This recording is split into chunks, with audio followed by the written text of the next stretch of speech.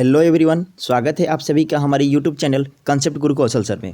Friends, आज की इस वीडियो में हम देखेंगे जो लूसेंट बुक है उसका पूरा फिजिक्स देखने वाले हैं। जो ये एक मास्टर वीडियो है और वन लीनियर के तौर पे मैं आपके सामने ये प्रस्तुत कर रहा हूँ। ठीक है, देखो ये सारे जो क्वेश्चन है वो अति महत्वपूर्ण है और एक जगह मैंने पूरे फिजिक्स को इकट्ठा कर रखा है। तकरीबन 29 पेज में ये पूरा वीडियो कंप्लीट हो रही है। ना ज़्यादा शॉर्ट है ना ज़्यादा लॉन्ग है, ठीक ना। मीडियम तौर पे ये वीडियो को सारे क्वेश्चन को अरेंज भाई करते हुए बनाया गया है। अगर वीडियो अच्छी लगी तो आप लोग इसे लाइक करें, चैनल को सब्सक्राइब करके बेल आइकन को प्रेस कर दें और रात्रि 8 बजे आप लाइव आना बिल्कुल ना भूलें। तो चलिए बिना देर किए हुए वीडियो को स्टार्ट करते हैं। पहला टॉपिक जो है वो मात्रक का है। मात्रक से पहला जो क्वेश्चन है कि किसी राशि के मापन के निर्देशन मात्रक मानक को क्या कहा जाता है, तो मात्रक कहा जाता है। सेकंड क्वेश्चन है मात्रक कितने प्रकार के होते हैं, तो मात्रक 2 प्रकार के होते हैं। पहला मूल मात्रक, दूसरा व्युत्पन्न मात्रक होता है। जो थर्ड क्वेश्चन है एसआई पद्धति में मूल मात्रक की संख्या कितनी है, तो मूल मात्रकों की संख्या कितनी है, 7 है। नेक्स्ट क्वेश्चन है कि वे सभी मात्रक जो मूल मात्रकों की सहायता से व्युत्पन्न किए जाते हैं क्या कहलाते हैं। मैं थोड़ा सा इसे शॉर्ट कर देता हूँ ताकि आपको विजिबल हो पाए। उसे कहा जाता है व्युत्पन्न मात्रक। क्या कहा जाता है? व्युत्पन्न मात्रक कहा जाता है। नेक्स्ट क्वेश्चन है बहुत लंबी दूरियों को मापने के लिए किसका प्रयोग किया जाता है, तो प्रकाश वर्ष का प्रयोग किया जाता है। नेक्स्ट क्वेश्चन है एक प्रकाश वर्ष बराबर कितना होता है, 9.46 × 10⁻15 मीटर होता है। और अगर मैं पावर में 12 कर दूं तो ये किलोमीटर यूनिट हो जाएगा। ठीक है। नेक्स्ट क्वेश्चन है दूरी मापने की सबसे बड़ी इकाई क्या है, तो दूरी मापने की सबसे बड़ी इकाई पारसिक है। एक पारसिक का बराबर मान कितना होता है, तो एक पारसिक का मान 3.26 प्रकाश वर्ष या 3.08 × 10⁻16 मीटर होता है। ठीक है, बढ़ते हैं नेक्स्ट स्लाइड पे। जो अगला स्लाइड है उसका पहला क्वेश्चन ये है कि बल का सीजीएस पद्धति में मात्रक क्या होता है, तो बल का सीजीएस पद्धति में मात्रक डाइन होता है। नेक्स्ट क्वेश्चन है 1 न्यूटन का मान कितना होता है, तो 1 न्यूटन का मान 10⁵ डाइन बराबर होता है। नेक्स्ट क्वेश्चन है कार्य की सीजीएस पद्धति में मात्रक क्या होता है, कार्य की सीजीएस पद्धति में मात्रक अर्ग होता है। नेक्स्ट क्वेश्चन है 1 जूल का मान कितना होता है, 1 जूल का मान 10⁷ अर्ग के बराबर होता है। नेक्स्ट स्लाइड पे चलते हैं। यहाँ से जो क्वेश्चन है वो अब मोशन यानी गति का स्टार्ट होने वाला है।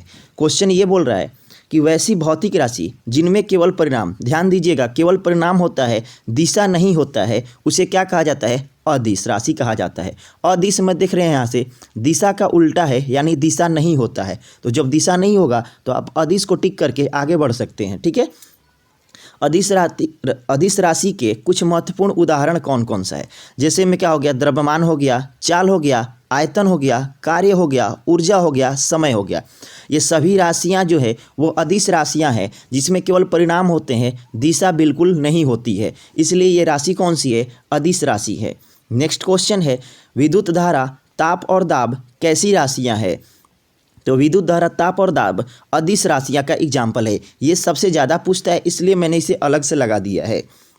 नेक्स्ट क्वेश्चन है वैसी भौतिक राशि जिनमें परिणाम के साथ साथ दिशा भी रहती है, और ध्यान दीजिएगा जो योग के निश्चित नियमों के अनुसार जोड़ी करती है या पालन करती है उसे क्या कहा जाता है, उसे सदिश राशि कहा जाता है। हमने देखा अभी अदिश राशि में केवल परिणाम होता है, दिशा नहीं होता है, लेकिन सदिश राशि में दिशा और परिणाम दोनों होते हैं और जो योग के निश्चित नियमों का पालन करती हैं। नेक्स्ट क्वेश्चन है सदिश राशि के कुछ महत्वपूर्ण उदाहरण कौन कौन सा है, जैसे में देखा जाए तो वेग है, विस्थापन है, बल है, त्वरण है, इत्यादि है। क्लियर है। चलिए बढ़ते हैं नेक्स्ट स्लाइड पे।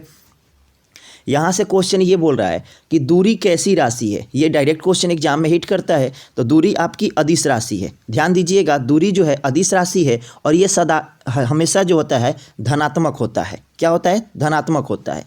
नेक्स्ट क्वेश्चन है एक निश्चित दिशा में 2 बिंदुओं के बीच की लंबवत न्यूनतम दूरी को क्या कहा जाता है, तो 2 लंबवत न्यूनतम दूरी को विस्थापन के नाम से जाना जाता है। नेक्स्ट क्वेश्चन है विस्थापन का एसआई मात्रक क्या होता है, तो विस्थापन का एसआई मात्रक मीटर होता है। नेक्स्ट क्वेश्चन है चाल बराबर क्या होता है, तो चाल बराबर सभी लोग जानते हैं कि दूरी बटा समय होता है। ठीक है। और समय बराबर दूरी बटा चाल होता है, और अगर दूरी निकालना होगा तो चाल गुणे समय होता है। क्लियर है। चाल कैसी राशि है? तो चाल एक प्रकार की अदिश राशि है। कैसी राशि है? अदिश राशि है। चाल का एसआई मात्रक क्या होता है? तो चाल का एसआई मात्रक मीटर प्रति सेकंड होता है। फ्रेंड्स, अगर वीडियो अच्छी लग रही होगी तो आप लोग प्लीज़ इसे एक लाइक करें और कमेंट करके बताएं कि क्या आप लोग ऐसा और मास्टर वीडियो चाहते हैं। ये SSC GD, Bihar SI, NTPC, group D सबके लिए बहुत ज़्यादा इंपॉर्टेंट है। ठीक है, बढ़ते हैं नेक्स्ट क्वेश्चन पे कि वेग कैसी राशि है और इसका एसआई यूनिट क्या होता है। तो वेग जो है एक सदिश राशि है जिसका एसआई यूनिट क्या होता है? मीटर प्रति सेकंड होता है। नेक्स्ट क्वेश्चन है त्वरण का एसआई मात्रक क्या होता है? त्वरण का एसआई मात्रक मीटर प्रति सेकंड होता है। नेक्स्ट क्वेश्चन है प्रक्षेप्य गति का आकार कैसा होता है? तो प्रक्षेप्य गति का आकार जो है वो परवलयाकार होता है। यहाँ पे कुछ प्रक्षेप्य गति के एग्जाम्पल दिए गए हैं, आप इसे ज़रूर ध्यान में रखेंगे। अगर फ्रेंड्स स्पीड ज़्यादा लग रही होगी तो थोड़ा सा स्पीड आप यहाँ पे 3 डॉट पे क्लिक करके कम कर सकते हैं, और अगर कम लग रही होगी तो आप उसे बढ़ा भी सकते हैं। ठीक है। धनुष से छूटा हुआ बाण, ये सब प्रक्षेप्य गति के एग्जाम्पल है। हवाई जहाज से गिराया गया बम प्रक्षेप्य गति का उदाहरण है। तोप से छूटा हुआ गोला प्रक्षेप्य गति का उदाहरण है। ये सब मार्ग की आकार कैसी होती है? आकार जो होती है वो परवलयाकार होती है, और हम जानते हैं प्रक्षेप्य गति का आकार कैसा होता है? तो परवलयाकार होता है। बढ़ते हैं नेक्स्ट स्लाइड पे। यहाँ से क्वेश्चन ये देता है कि प्रक्षेप्य गति को अधिकतम दूरी तक फेंकने के लिए क्षैतिज के साथ, ध्यान दीजिएगा, क्षैतिज के साथ कितना डिग्री का कोण प्रक्षेपित करना चाहिए? तो जब 45 डिग्री पर फेंकिएगा तो बॉल जो है तेज़ी से जाएगी। आप क्रिकेट में भी देखते होंगे जो थ्रोअर होते हैं वो 45 डिग्री एंगल से जब थ्रो करेंगे तो उसकी स्पीड कुछ ज़्यादा होती है। नेक्स्ट क्वेश्चन है पृथ्वी की गति एक कैसी गति है? तो जो पृथ्वी की गति है एक प्रकार की द्विविमीय गति होती है। नेक्स्ट क्वेश्चन है प्रक्षेप्य पथ के उच्चतम बिंदु पर वेग एवं त्वरण के बीच कितना डिग्री का कोण बनता है? तो प्रक्षेप्य पथ के उच्चतम बिंदु और वेग त्वरण के बीच में हमेशा 90 डिग्री का एंगल क्रिएट होता है। नेक्स्ट क्वेश्चन है जब कोई वस्तु किसी वृत्ताकार मार्ग पर, ध्यान दीजिएगा, वृत्ताकार मार्ग पर गति करती है तो उसकी गति को क्या कहा जाता है? तो वृत्ताकार मार्ग पर जब गति करेगी तो उस गति को वृत्तीय गति कहा जाता है। नेक्स्ट क्वेश्चन है कोणीय वेग को किससे प्रकट किया जाता है? तो कोणीय वेग को ओमेगा से प्रकट किया जाता है, और ओमेगा को स्मॉल w के से हम सूचित करते हैं। नेक्स्ट क्वेश्चन है ये पाई कौन सा है? ये जिसका मान 22/7 या 3.14 होता है। उसी पाई के मान की गणना सर्वप्रथम किसके द्वारा किया गया था? तो आर्यभट्ट महोदय के द्वारा पाई की गणना किया गया था। ठीक है, बढ़ते हैं नेक्स्ट स्लाइड पे।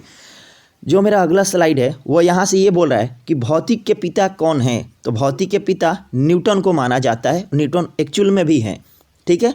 नेक्स्ट क्वेश्चन है न्यूटन ने सर्वप्रथम 1687 ईस्वी, ध्यान दीजिएगा, हर बार पूछता है कि प्रिंसिपिया कब प्रकाशित हुई? तो 1687 ईस्वी में प्रकाशित हुई थी। गति विषयक का नियम किस पुस्तक में दिया? तो उस पुस्तक का नाम था प्रिंसिपिया। यानी प्रिंसिपिया पुस्तक के लेखक कौन हुए? न्यूटन हुए। कब प्रकाशित हुई? तो 1687 में प्रकाशित हुई, जिसमें क्या है वहाँ पे जो है गति का विषयक नियम दिया गया है। अगला बढ़ते हैं क्वेश्चन, यदि कोई वस्तु विरामावस्था में है तो विरामावस्था में ही रहेगी, या यदि एक समान चाल से सीधी रेखा में चल रही है तो वैसे ही चलेगी जब तक कि उस पर कोई बाह्य बल, ध्यान दीजिएगा, जब तक कि उस पर कोई बाह्य बल कार्यरत न करे तब तक उसके वर्तमान अवस्था में कोई परिवर्तन नहीं होता है। ये न्यूटन का किस नियम का अंग है? तो न्यूटन का ये प्रथम नियम का अंग है। क्लियर है। यानी वस्तु जैसी है वैसी रहेगी जब तक उस पर कोई बाह्य बल काम न कार्य करे। ठीक ना, ये पहला नियम। अगला बढ़ते हैं क्वेश्चन कि न्यूटन के किस नियम को गैलीलियो का नियम या जड़त्व का नियम? ध्यान दीजिएगा, न्यूटन के किस नियम को गैलीलियो का नियम या जड़त्व का नियम कहा जाता है? आंसर होगा पहला नियम को। नेक्स्ट क्वेश्चन है न्यूटन के किस सिद्धांत से बल की परिभाषा मिलती है? यानी जो F बराबर ma पढ़ते हैं, सॉरी, बल की परिभाषा मिलती है वो किससे मिलती है? प्रथम से मिलती है। ठीक है, चलिए, बल का एसआई मात्रक क्या होता है? तो बल का एसआई मात्रक न्यूटन होता है। नेक्स्ट क्वेश्चन है, चलिए नेक्स्ट क्वेश्चन है कि ठहरी हुई मोटर गाड़ी या रेलगाड़ी के अचानक चल पड़ने पर इसमें बैठे यात्री पीछे की ओर झुक जाते हैं, यह किस नियम का अंग है? तो ये जड़त्व का अंग है। नेक्स्ट क्वेश्चन है, कंबल को हाथ से पकड़कर डंडे से पीटने पर धूल के कण का गिर जाना किस नियम का अंग है? तो ये भी जड़त्व का नियम का अंग है। नेक्स्ट क्वेश्चन है, चलती हुई मोटर गाड़ी के अचानक रुकने पर बैठे यात्री आगे की ओर झुक जाते हैं। ध्यान दीजिएगा, बैठे यात्री आगे की ओर झुक जाते हैं, यह किस नियम से संभव है? तो जड़त्व के नियम से संभव है। नेक्स्ट क्वेश्चन है, किसी वस्तु के द्रव्यमान तथा वेग में गुणनफल को उस वस्तु का क्या कहा जाता है? तो संवेग कहा जाता है। संवेग बराबर फार्मूला क्या होता है? तो वेग गुणा द्रव्यमान, संवेग बराबर फार्मूला होता है। चलिए बढ़ते हैं नेक्स्ट स्लाइड पे। जो क्वेश्चन है अगला वो ये बोल रहा है कि संवेग कैसी राशि है? तो संवेग सदिश राशि है। संवेग का एसआई मात्रक क्या होता है? तो किलोग्राम इंटू मीटर पर सेकेंड होता है। संवेग का एसआई यूनिट क्या होता है सर? तो किलोग्राम इंटू मीटर पर सेकेंड होता है। बढ़ते हैं नेक्स्ट स्लाइड पे।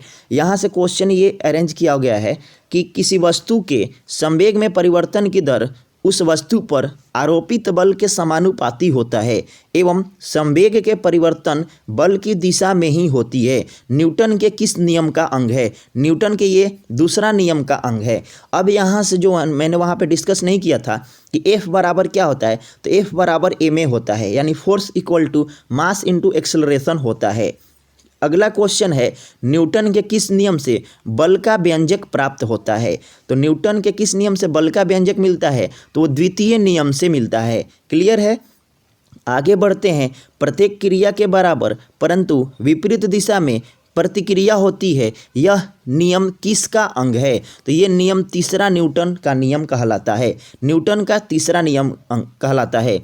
ध्यान दीजिएगा, 1687 में पुस्तक प्रकाशित हुई थी प्रिंसिपिया, उसी में गति विषयक के नियम की जानकारी दी गई थी। अगला क्वेश्चन है, एग्जाम्पल है, यहाँ से ज़्यादा क्वेश्चन पूछता है कि बंदूक से गोली चलाने पर चलाने वाले के पीछे की ओर धक्का लगता है, नाव से किनारे पर कूदिएगा तो नाव पीछे की ओर हट जाता है, और रॉकेट का उड़ना, ये सब किस नियम का अंग है? तो ये सारे तीसरा नियम का अंग है।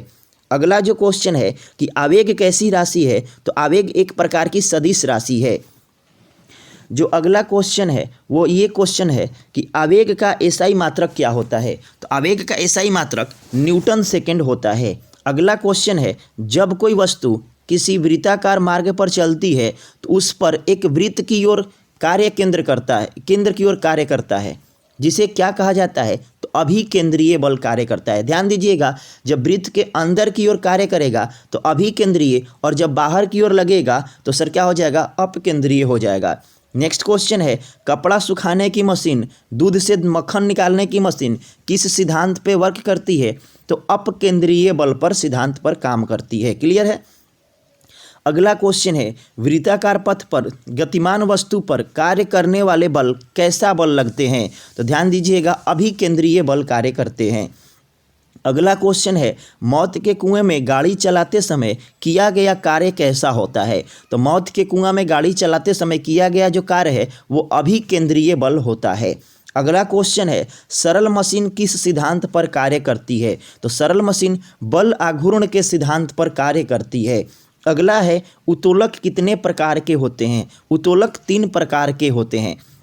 फ्रेंड्स, अगर चैनल पे पहली बार आप वीडियो वॉच कर रहे हैं तो चैनल को सब्सक्राइब करके बेल आइकन को प्रेस करना ना भूलें, और एक बार ज़रूर कमेंट करके बताएं कि आपको ये वीडियो कैसी लगी। चलिए आगे बढ़ते हैं क्वेश्चन पे कि जिस निश्चित बिंदु के चारों ओर उत्तोलक की छड़ स्वतंत्रता पूर्वक घूम सकती है। ध्यान दीजिएगा, उत्तोलक की छड़ स्वतंत्रता पूर्वक घूम सकती है, उसे क्या कहा जाता है? तो उसे आलम्ब कहा जाता है। क्लियर है? आगे चलते हैं क्वेश्चन, कैंची, पिलास, कील उखाड़ने की मशीन, शीशा झूला, साइकिल ब्रेक, हैंड पंप, ये सब किस श्रेणी के उदाहरण है? तो ये सारे प्रथम श्रेणी के उदाहरण है। ध्यान दीजिएगा, यहाँ से जो सबसे ज़्यादा पूछा जाने वाला क्वेश्चन है वो कील उखाड़ने की मशीन है, और यहाँ पे कैंची और पिलास है। ठीक है, चलिए आगे मैं बढ़ जाऊँ तो यहाँ से क्वेश्चन ये बोल रहा है कि सरौता, नींबू निचोड़ने की मशीन, एक पहिए की कूड़ा गाड़ी किस प्रकार की उत्तोलक है? तो यहाँ पे दूसरा प्रकार का उदाहरण है। अगर आप एनालिसिस चाहते हैं तो रात्रि में 8 बजे जुड़े, ये एक प्रकार का मैराथन क्लास है, ठीक है ना। इसमें मैं एनालिसिस नहीं कर पाऊँगा, बहुत ज़्यादा लंबी वीडियो हो जाएगी। अगला क्वेश्चन है चिमटा, और ये इसे आप ध्यान में रखेंगे, मनुष्य का हाथ। मनुष्य का हाथ और चिमटा किस प्रकार का उदाहरण है? तो ये तृतीय प्रकार का उत्तोलक में आता है। मैं आगे बढ़ जाता हूँ तो यहाँ से शुरुआत होती है कार्य ऊर्जा एवं शक्ति। कार्य ऊर्जा और शक्ति के चैप्टर को हम देखते हैं तो पहला क्वेश्चन आता है कि कार्य कैसी राशि है। तो कार्य एक प्रकार की अदिश राशि है। आगे बढ़ते हैं तो कार्य का एसआई मात्रक क्या होता है। तो कार्य का एसआई मात्रक सर जूल होता है। अगर मैं आगे देखूं क्वेश्चन तो किसी वस्तु की कार्य करने की क्षमता को उस वस्तु का क्या कहा जाता है। तो उस वस्तु का ऊर्जा कहा जाता है। अगला क्वेश्चन है कि कार्य द्वारा प्राप्त ऊर्जा यांत्रिक ऊर्जा कहलाती है जो कितने प्रकार की होती है। ध्यान दीजिएगा यांत्रिक ऊर्जा 2 प्रकार की होती है। आगे बढ़ जाऊं तो काइनेटिक एनर्जी बराबर क्या होता है, हाफ mv² होता है। अगले स्लाइड पे बढ़ता हूं और ये सारे क्वेश्चन बहुत ज़्यादा महत्वपूर्ण है, आप इसलिए वीडियो को बिना स्किप किए हुए देखते रहें। चलिए अगला जो क्वेश्चन है कि बांध बनाकर पानी इकट्ठा किए गए या फिर घड़ी की चाबी में या फिर तनी हुई स्प्रिंग या कमानी में किस प्रकार की ऊर्जा संबंधित होती है। तो ये सभी में क्या होती है, स्थितिज ऊर्जा होती है। अगला जो होता है वो पोटेंशियल एनर्जी बराबर क्या होता है, mgh होता है। आगे बढ़ते हैं तो ऊर्जा न तो उत्पन्न किया जा सकता है और न ही नष्ट किया जा सकता है, केवल एक रूप से दूसरे रूप में परिवर्तित किया जा सकता है। यह नियम अभिन्न अंग है किसका है, तो ऊर्जा का संरक्षण सिद्धांत है। ठीक है, न तो उत्पन्न कर सकते हैं और न ही इसे नष्ट कर सकते हैं, बल्कि इसे फॉर्मेट चेंज करके एक से दूसरे रूप में प्रयोग में ला सकते हैं। ऊर्जा का संरक्षण सिद्धांत कहलाता है। अब आते हैं यहाँ पे मेन चीज़ है कि ऊर्जा रूपांतरण करने वाले कुछ उपकरण का नाम है। यहाँ से क्वेश्चन हर बार आते हैं। ये बहुत ज़्यादा इंपॉर्टेंट टॉपिक है, इसलिए आप इसे स्किप ना करें। नेक्स्ट क्वेश्चन है कि डायनेमो किसको किस में बदलता है। तो डायनेमो यांत्रिक ऊर्जा को विद्युत ऊर्जा में बदलता है। मोमबत्ती रासायनिक ऊर्जा को प्रकाश एवं ऊष्मा ऊर्जा में बदलता है। माइक्रोफोन ध्वनि ऊर्जा को विद्युत ऊर्जा में बदलता है। नेक्स्ट लाउड स्पीकर विद्युत ऊर्जा को ध्वनि ऊर्जा में चेंज करता है। नेक्स्ट सोलर सेल जो करता है सौर ऊर्जा को विद्युत ऊर्जा में चेंज करता है। नेक्स्ट ट्यूबलाइट विद्युत ऊर्जा को प्रकाश ऊर्जा में उत्पन्न करता है। नेक्स्ट विद्युत बल्ब किसे करता है, तो विद्युत ऊर्जा को प्रकाश एवं ऊष्मा ऊर्जा में परिवर्तित करता है। क्लियर है। चलिए आगे बढ़ जाते हैं। कह रहा है कि विद्युत मोटर किसे किसे चेंज करता है, तो विद्युत ऊर्जा को चेंज कर देता है यांत्रिक ऊर्जा में। क्लियर है। विद्युत सेल किसे करता है, तो ये सर करता है रासायनिक ऊर्जा को विद्युत ऊर्जा में चेंज कर लेता है। फ्रेंड्स अगर आप इस वीडियो को 4 बार अगर वॉच कर ले अच्छा से, तो फिर पूरा फिजिक्स आप कंठस्थ कर पाएंगे। ठीक है, चलिए आगे बढ़ते हैं। क्वेश्चन कि सितार किसको किस में परिवर्तित करता है, तो ये चेंज करता है यांत्रिक ऊर्जा को किस में परिवर्तन करता है, ध्वनि ऊर्जा में परिवर्तन करता है। अगला को जो क्वेश्चन है कि संवेग दुगना कर देने पर गतिज ऊर्जा पर क्या इफेक्ट पड़ेगी, तो गतिज ऊर्जा 4 गुणी हो जाएगी। अगला क्वेश्चन है कि शक्ति का एसआई मात्रक क्या होता है, तो शक्ति का एसआई मात्रक वाट होता है। अगला क्वेश्चन है कि शक्ति का एसआई मात्रक किस वैज्ञानिक के सम्मान में रखा गया है, तो ध्यान रखिएगा जेम्स वाट के सम्मान में वाट रखा गया है। क्लियर है। अगला जो क्वेश्चन है कि एक अश्व शक्ति का मान कितना होता है, तो एक अश्व शक्ति का मान 746 वाट के बराबर होता है। अगले स्लाइड पे बढ़ते हैं तो यहाँ से मेरा जो चैप्टर है वो स्टार्ट होता है गुरुत्वाकर्षण यानी ग्रेविटेशन। ठीक ना, आप इसे ध्यान रखेंगे। पहला क्वेश्चन गुरुत्वाकर्षण से कि गुरुत्वाकर्षण का नियम किस वैज्ञानिक ने दिया, तो किस वैज्ञानिक ने दिया सर, तो न्यूटन वैज्ञानिक का नाम था, उन्होंने ही दिया था। अगला बढ़ते हैं क्वेश्चन कि किन्हीं 2 पिंडों के बीच कार्य करने वाले आकर्षण बल पिंडों के द्रव्यमान के गुणनफल के अनुक्रमानुपाती। ध्यान दीजिएगा, द्रव्यमान के गुणनफल के अनुक्रमानुपाती तथा उनके बीच के दूरी के वर्ग के व्युत्क्रमानुपाती होता है। यह नियम किसका अंग है, तो ये नियम गुरुत्वाकर्षण का अंग है। आगे कैपिटल जी, ध्यान दीजिएगा ये कैपिटल जी का मान है। कैपिटल जी का वैल्यू कितना होता है, 6.67 गुणे 10 के पावर ये -11 लिखा गया है। -11 न्यूटन मीटर स्क्वायर पर केजी स्क्वायर होता है। क्लियर है। अगला क्वेश्चन सार्वत्रिक गुरुत्वाकर्षण नियतांक का प्रायोगिक मान सबसे पहले किसने दिया था, तो जो गुरुत्वाकर्षण नियतांक का प्रायोगिक मान था वो हेनरी कैवेंडिश ने दिया था। किसने दिया था, हेनरी कैवेंडिश ने दिया था। हमने यहाँ पे देखा कैपिटल जी, अब हम बारी है देखने का स्मॉल जी के बारे में। स्मॉल जी का वैल्यू कितना होता है 9.8 मीटर पर सेकेंड होता है। क्लियर है। चलिए बढ़ते हैं नेक्स्ट स्लाइड पे। यहाँ से क्वेश्चन ये पूछा गया है कि पृथ्वी की सतह से ऊपर या नीचे जाने पर, ध्यान दीजिएगा, ऊपर भी जा सकते हैं या नीचे भी जा सकते हैं, तो उस कंडीशन में जी के मान पर यानी जी के वैल्यू पर क्या इफेक्ट पड़ेगा। तो जो जी का स्मॉल जी का वैल्यू है वो कम हो जाएगा, डिक्रीज हो जाएगा यानी घट जाएगा। आगे बढ़ते हैं कि पृथ्वी के ध्रुव पर स्मॉल जी का वैल्यू क्या होता है। तो पृथ्वी के ध्रुव पर स्मॉल जी का वैल्यू महत्तम होता है, हाईएस्ट होता है। अगला बात करें कि विषुवत रेखा पर स्मॉल जी का वैल्यू क्या होता है। तो विषुवत रेखा पर स्मॉल जी का वैल्यू जो है वो न्यूनतम होता है। आगे बढ़ जाऊं तो क्वेश्चन ये किया गया है कि पृथ्वी के घूर्णन गति बढ़ने पर, ध्यान दीजिएगा, पृथ्वी के घूर्णन गति बढ़ने पर स्मॉल जी पर क्या प्रभाव पड़ेगा। तो जब पृथ्वी की घूर्णन गति बढ़ेगी तो स्मॉल जी कम हो जाएगा, और जब ये कम होगा तो इसका वैल्यू बढ़ जाएगा। अगला क्वेश्चन है, यदि पृथ्वी अपनी वर्तमान कोणीय चाल की 17 गुनी, ध्यान दीजिएगा, कोणीय चाल की 17 गुनी अधिक चाल से घूमने लगे तो भूमध्य रेखा पर रखी वस्तु का भार क्या हो जाएगा। तो शून्य हो जाता है। कब। तो जब अपने चाल के 17 गुनी चाल से अधिक चलने लगे। ठीक ना। आगे बढ़ते हैं। तो जब लिफ्ट ऊपर की ओर जाती है तो लिफ्ट में स्थित पिंड का भार यानी पिंड का जो मान है उस पर क्या प्रभाव पड़ता है। तो जब ऊपर की ओर लिफ्ट जाती है तो वो भार जो है बढ़ा हुआ महसूस होता है। आगे बढ़ते हैं।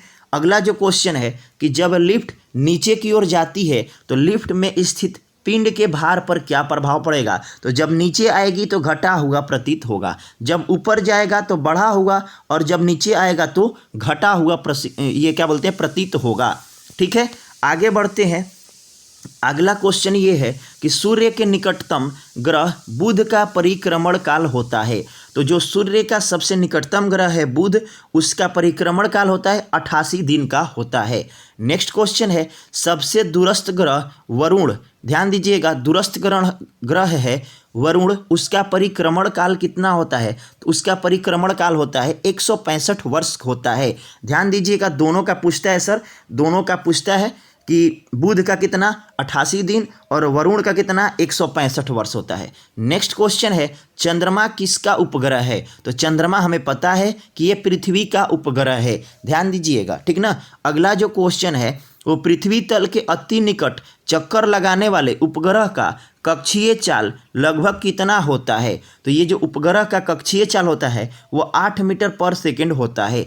आगे मैं बढ़ जाऊं तो क्वेश्चन ये है कि पृथ्वी के अति निकट चक्कर लगाने वाले उपग्रह का परिक्रमण काल, यहाँ से मैंने कक्षीय चाल देखा, यहाँ से मैं परिक्रमण काल देखूंगा, तो परिक्रमण काल कितना होता है 84 मिनट के बराबर होता है।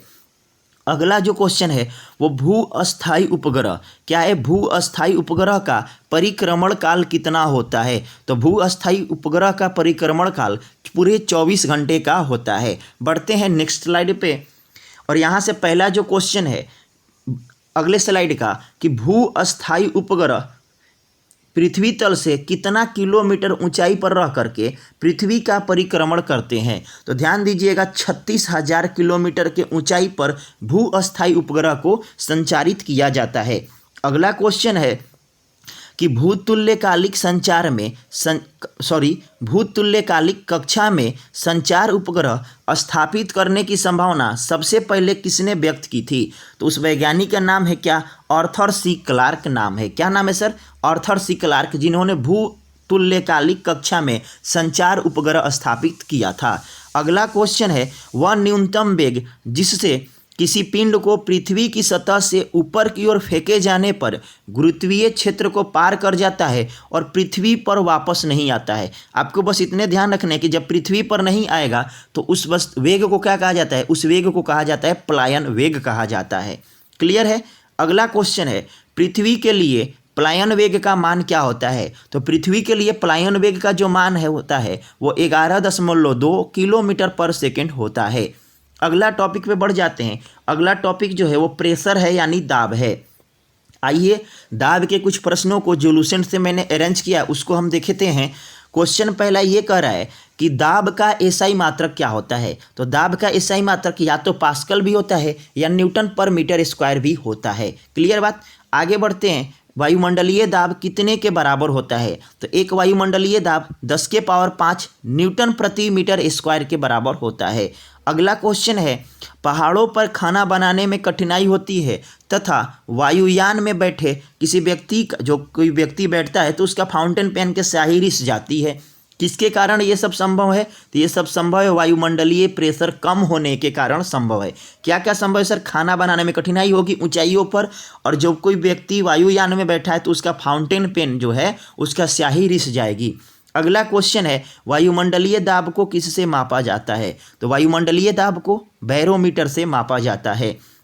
अगला क्वेश्चन है कि बैरोमीटर का पाठ्यांक जब एकाएक नीचे गिरता है तो मौसम पर क्या प्रभाव पड़ता है? तो ध्यान दीजिएगा, जब एकाएक नीचे गिरेगा तो सर आंधी आने की संभावनाएं बढ़ जाती है। अगले स्लाइड पे बढ़ते हैं हम। अगला स्लाइड पे क्वेश्चन ये अरेंज किया गया है कि बैरोमीटर का पाठ्यांक जब धीरे धीरे नीचे गिरता है तो मौसम पे क्या इफेक्ट छोड़ता है? तो जब धीरे धीरे नीचे गिरेगा तो सर वर्षा होगी। अगला बढ़ते हैं क्वेश्चन को देखते हैं। अगला क्वेश्चन है कि बैरोमीटर का पाठ्यांक जब धीरे धीरे ऊपर चढ़ता है तो मौसम पर क्या प्रभाव पड़ता है? तो मौसम पर सर दिन साफ होती है, ऐसा प्रभाव पड़ता है। अगला क्वेश्चन है कि hydraulic lift, hydraulic pressure, hydraulic brake किस सिद्धांत पर काम करती है? तो ध्यान दीजिएगा, जहां हाइड्रोलिक लग जाएगा वहां ऑटोमेटिक सर आंसर क्या जाएगा? पास्कल का नियम जाएगा। जो मेरा अगला टॉपिक है सर वो है प्लवन। आप प्लवन को भी देख लेंगे एक बार, यहाँ से भी क्वेश्चन बहुत ज़्यादा आते हैं। फ्रेंड्स मैं बार बार बोल रहा हूँ, वीडियो अगर अच्छी लग रही होगी तो प्लीज़ इसे एक बार लाइक कर देंगे, और अगले कौन सा मैं मैराथन क्लास लेकर के आऊँ जल्दी से ये कमेंट करके सभी लोग बताएंगे, ठीक है। अगर आप रेगुलर वीडियो को 4 बार वॉच कर लेते हैं तो पूरे फिजिक्स आप एक ही दिन में पढ़ पाएंगे।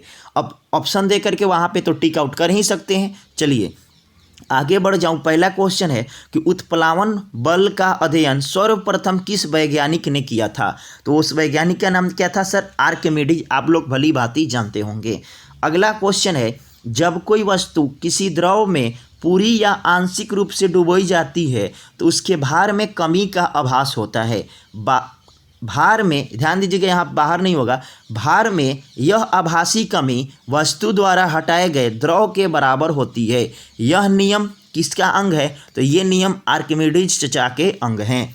आगे बढ़ते हैं तो घनत्व बराबर क्या होता है? तो घनत्व बराबर होता है सर द्रव्यमान बटा आयतन होता है। मैं एनालिसिस नहीं कर सकता हूँ, अगर एनालिसिस से जुड़ने हैं तो रात्रि 8 बजे मेरे चैनल पे लाइव आइए, वहाँ पे मैं संपूर्ण क्वेश्चन का ऑप्शन के साथ में एनालिसिस करता हूँ। अगर मैं यहाँ पे एनालिसिस करूँगा तो आगे में क्वेश्चन भी आएंगे, प्लस में वीडियो भी लंबी हो जाएगी। चलिए आगे बढ़ते हैं। घनत्व का एसआई मात्रक क्या होता है? तो घनत्व का एसआई मात्रक होता है किलोग्राम मीटर माइनस क्यू होता है। आगे बढ़ते हैं, आपेक्षिक घनत्व बराबर क्या होता है? तो आपेक्षिक घनत्व बराबर होता है वस्तु का घनत्व बटा में 4 डिग्री सेंटीग्रेड पर पानी का घनत्व होता है। अगला क्वेश्चन है कि जल का महत्तम घनत्व कितना होता है? तो जल का जो महत्तम घनत्व होता है वो 4 डिग्री सेंटीग्रेड पर होता है या 39.2 डिग्री फ़ारेनहाइट पर होता है। अगला क्वेश्चन पे बढ़ जाते हैं हम। अगला क्वेश्चन है कि आपेक्षिक घनत्व को किससे मापा जाता है? ध्यान दीजिएगा, आपेक्षिक आर्द्रता और आपेक्षिक घनत्व दोनों अलग अलग चीज़ें हैं। यहाँ पे मैंने घनत्व बोला है, आपेक्षिक घनत्व। आपेक्षिक घनत्व को हाइड्रोमीटर से मापा जाता है। यही अगर आर्द्रता होती तो ग्रो, यहाँ पे ड्रो का स्थान पे ग्रो लग जाता। आगे बढ़ते हैं। सामान्य जल की अपेक्षा समुद्र में तैरना आसान होता है, क्यों? क्योंकि सर उसका घनत्व जो होता है ज़्यादा होता है तुलना में, सामान्य जल की तुलना में।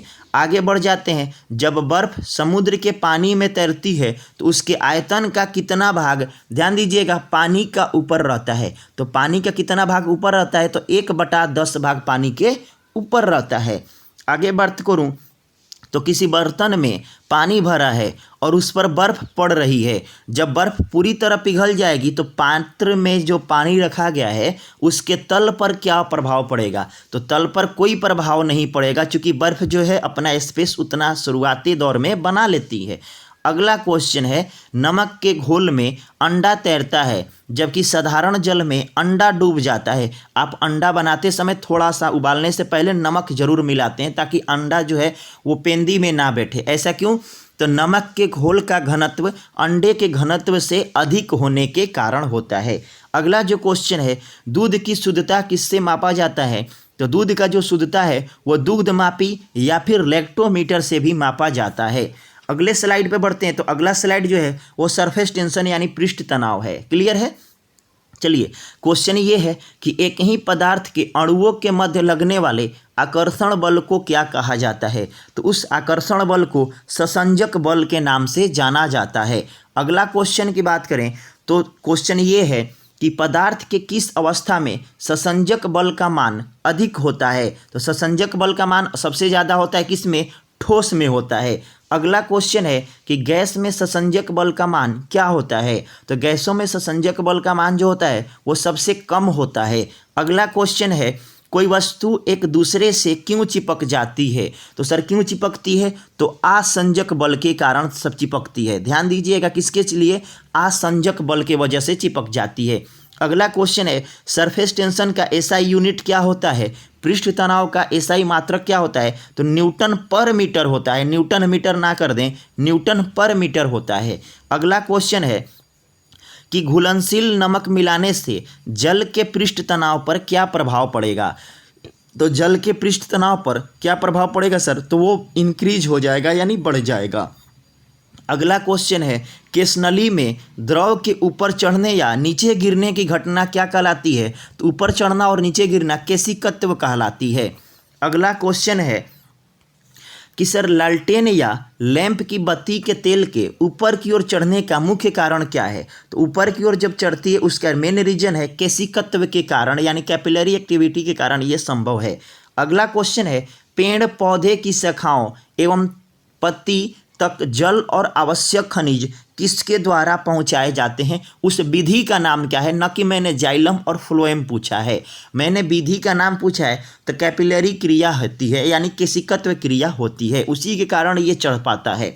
आगे बात करूं तो वर्षा के बाद किसान अपने खेतों की जुताई कर देते हैं। आप अक्सर देखते होंगे कि जब बरसात होती है तो धान की रोपनी उस समय ज़्यादा होती है। धान की रोपनी इसलिए कि उसको धान को सबसे ज़्यादा पानी चाहिए, तो उसी समय जुताई क्यों किया जाता है? ताकि जो केशनलियाँ बनी रहती है ना, वो केशनलियाँ टूट जाए। अगर केशनली नहीं टूटेगी तो पानी ऑटोमेटिक सर सूख जाएगा। आगे बढ़ते हैं कि पेन का निब बीच से चीरा होता है, क्यों? आप लोग देखे होंगे जो साइनो का पेन होता है वो बीच में चीरा हुआ रहता है, क्यों होता है? तो ऐसा इसलिए ताकि केशनली द्वारा स्याही की नोक तक पहुंच सके। केशनली द्वारा जो स्याही है वो नोक तक पहुंच सके, इसके लिए वो चीरा जाता है। अगला क्वेश्चन है, कॉफ़ी पाउडर जल में बहुत जल्दी ही घुल जाता है, क्यों? तो जो केशिकत्व है वो कम होने के कारण बहुत जल्दी घुल जाता है। अगला क्वेश्चन है कि पतली सुई को पानी पर तैराया जा सकता है। तो पतली सुई को पानी पर तैराया जा सकता है, पृष्ठ तनाव के कारण ये संभव है। अगला जो क्वेश्चन है मेरा वो क्वेश्चन है कि साबुन, डिटर्जेंट इत्यादि से कपड़ा जल्दी साफ हो जाते हैं, क्यों? आप देखते होंगे कि घड़ी डिटर्जेंट, घड़ी सर्फ भी है, पहले इस्तेमाल करें फिर विश्वास करें, जो ये है क्यों है? तो पृष्ठ तनाव कम होने के कारण होता है। आगे बढ़ते हैं, साबुन के घोल के बुलबुले क्यों बड़े बनते हैं? तो पृष्ठ तनाव कम होने के कारण साबुन के घोल के बुलबुले बड़े बनते हैं। अगला क्वेश्चन है, पानी पर तैर रहे मच्छर को मारने के लिए मिट्टी तेल का छिड़काव करना होता है। ऐसा करने से क्या होता है? तो मच्छर, देखो मच्छर का नहीं सर, मच्छर का पृष्ठ तनाव कहाँ से होगा? पानी का पृष्ठ तनाव कम हो जाएगा, जिससे क्या होगा कि मच्छर का जो larva है जिससे वो तैरता है वो डूब जाएगा, जिससे क्या होगा? अंततः मच्छर की मृत्यु हो जाएगी। क्लियर है? चलो आगे, आप लोग सूप भी पिए होंगे कि गरम सूप स्वादिष्ट लगते हैं, क्यों? तो गरम सूप स्वादिष्ट लगते हैं पृष्ठ तनाव कम होने के कारण। ठीक है, चलिए आप लोग अगला मैं कौन सा टॉपिक लेकर के आऊँ कमेंट करके जरूर बताएंगे। अगला जो टॉपिक है वो सयानता का है। पहला क्वेश्चन इस टॉपिक से कि सयानता का एसआई यूनिट क्या होता है? सॉरी, एसआई यूनिट नहीं, माफ कीजिएगा, सयानता किसका गुण है? तो सयानता द्रव और गैसों का गुण है। अगला क्वेश्चन है, गैस में सयानता द्रव की अपेक्षा क्या होती है? तो द्रव की अपेक्षा सयानता जो है वो कम होती है। अगला क्वेश्चन बात करते हैं अगले स्लाइड पर चल करके। अगला जो क्वेश्चन है कि एक आदर्श तरल की सयानता क्या होती है? तो एक आदर्श तरल की सयानता हमेशा शून्य होती है। अगला क्वेश्चन है, ताप बढ़ाने से द्रव की संयानता पर क्या प्रभाव पड़ता है? तो जब जब तापमान बढ़ेगा द्रव की संयानता पर क्या प्रभाव पड़ेगा सर? घट जाती है। अगला क्वेश्चन है कि संयानता का एसआई मात्रक क्या होता है? तो जो संयानता है उसका एसआई मात्रक संयानता गुणांक भी होता है, डेकाप्वाइज भी होता है या पास्कल भी होता है। आप तीनों में से कुछ भी कह सकते हैं, तीनों सही है। अगला ध्यान रखिएगा कि संयानता का एसआई यूनिट क्या होता है और इसे किससे सूचित किया जाता है? तो इसे नीटा से सूचित किया जाता है, नीटा से सूचित किया जाता है। अगला क्वेश्चन है कि वेंचुरी मीटर किस सिद्धांत पर वर्क करती है? तो वेंचुरी मीटर जो है वो बर्नौली प्रमेय सिद्धांत पर काम करती है।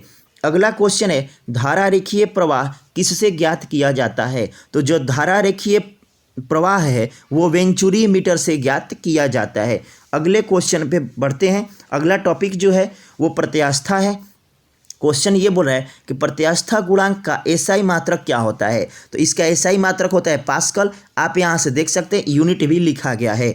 आगे क्वेश्चन है प्रत्यास्था की सीमा में किसी वस्तु में उत्पन्न विकृति उस पर लगाए गए प्रतिबल के अनुक्रमानुपाती होता है।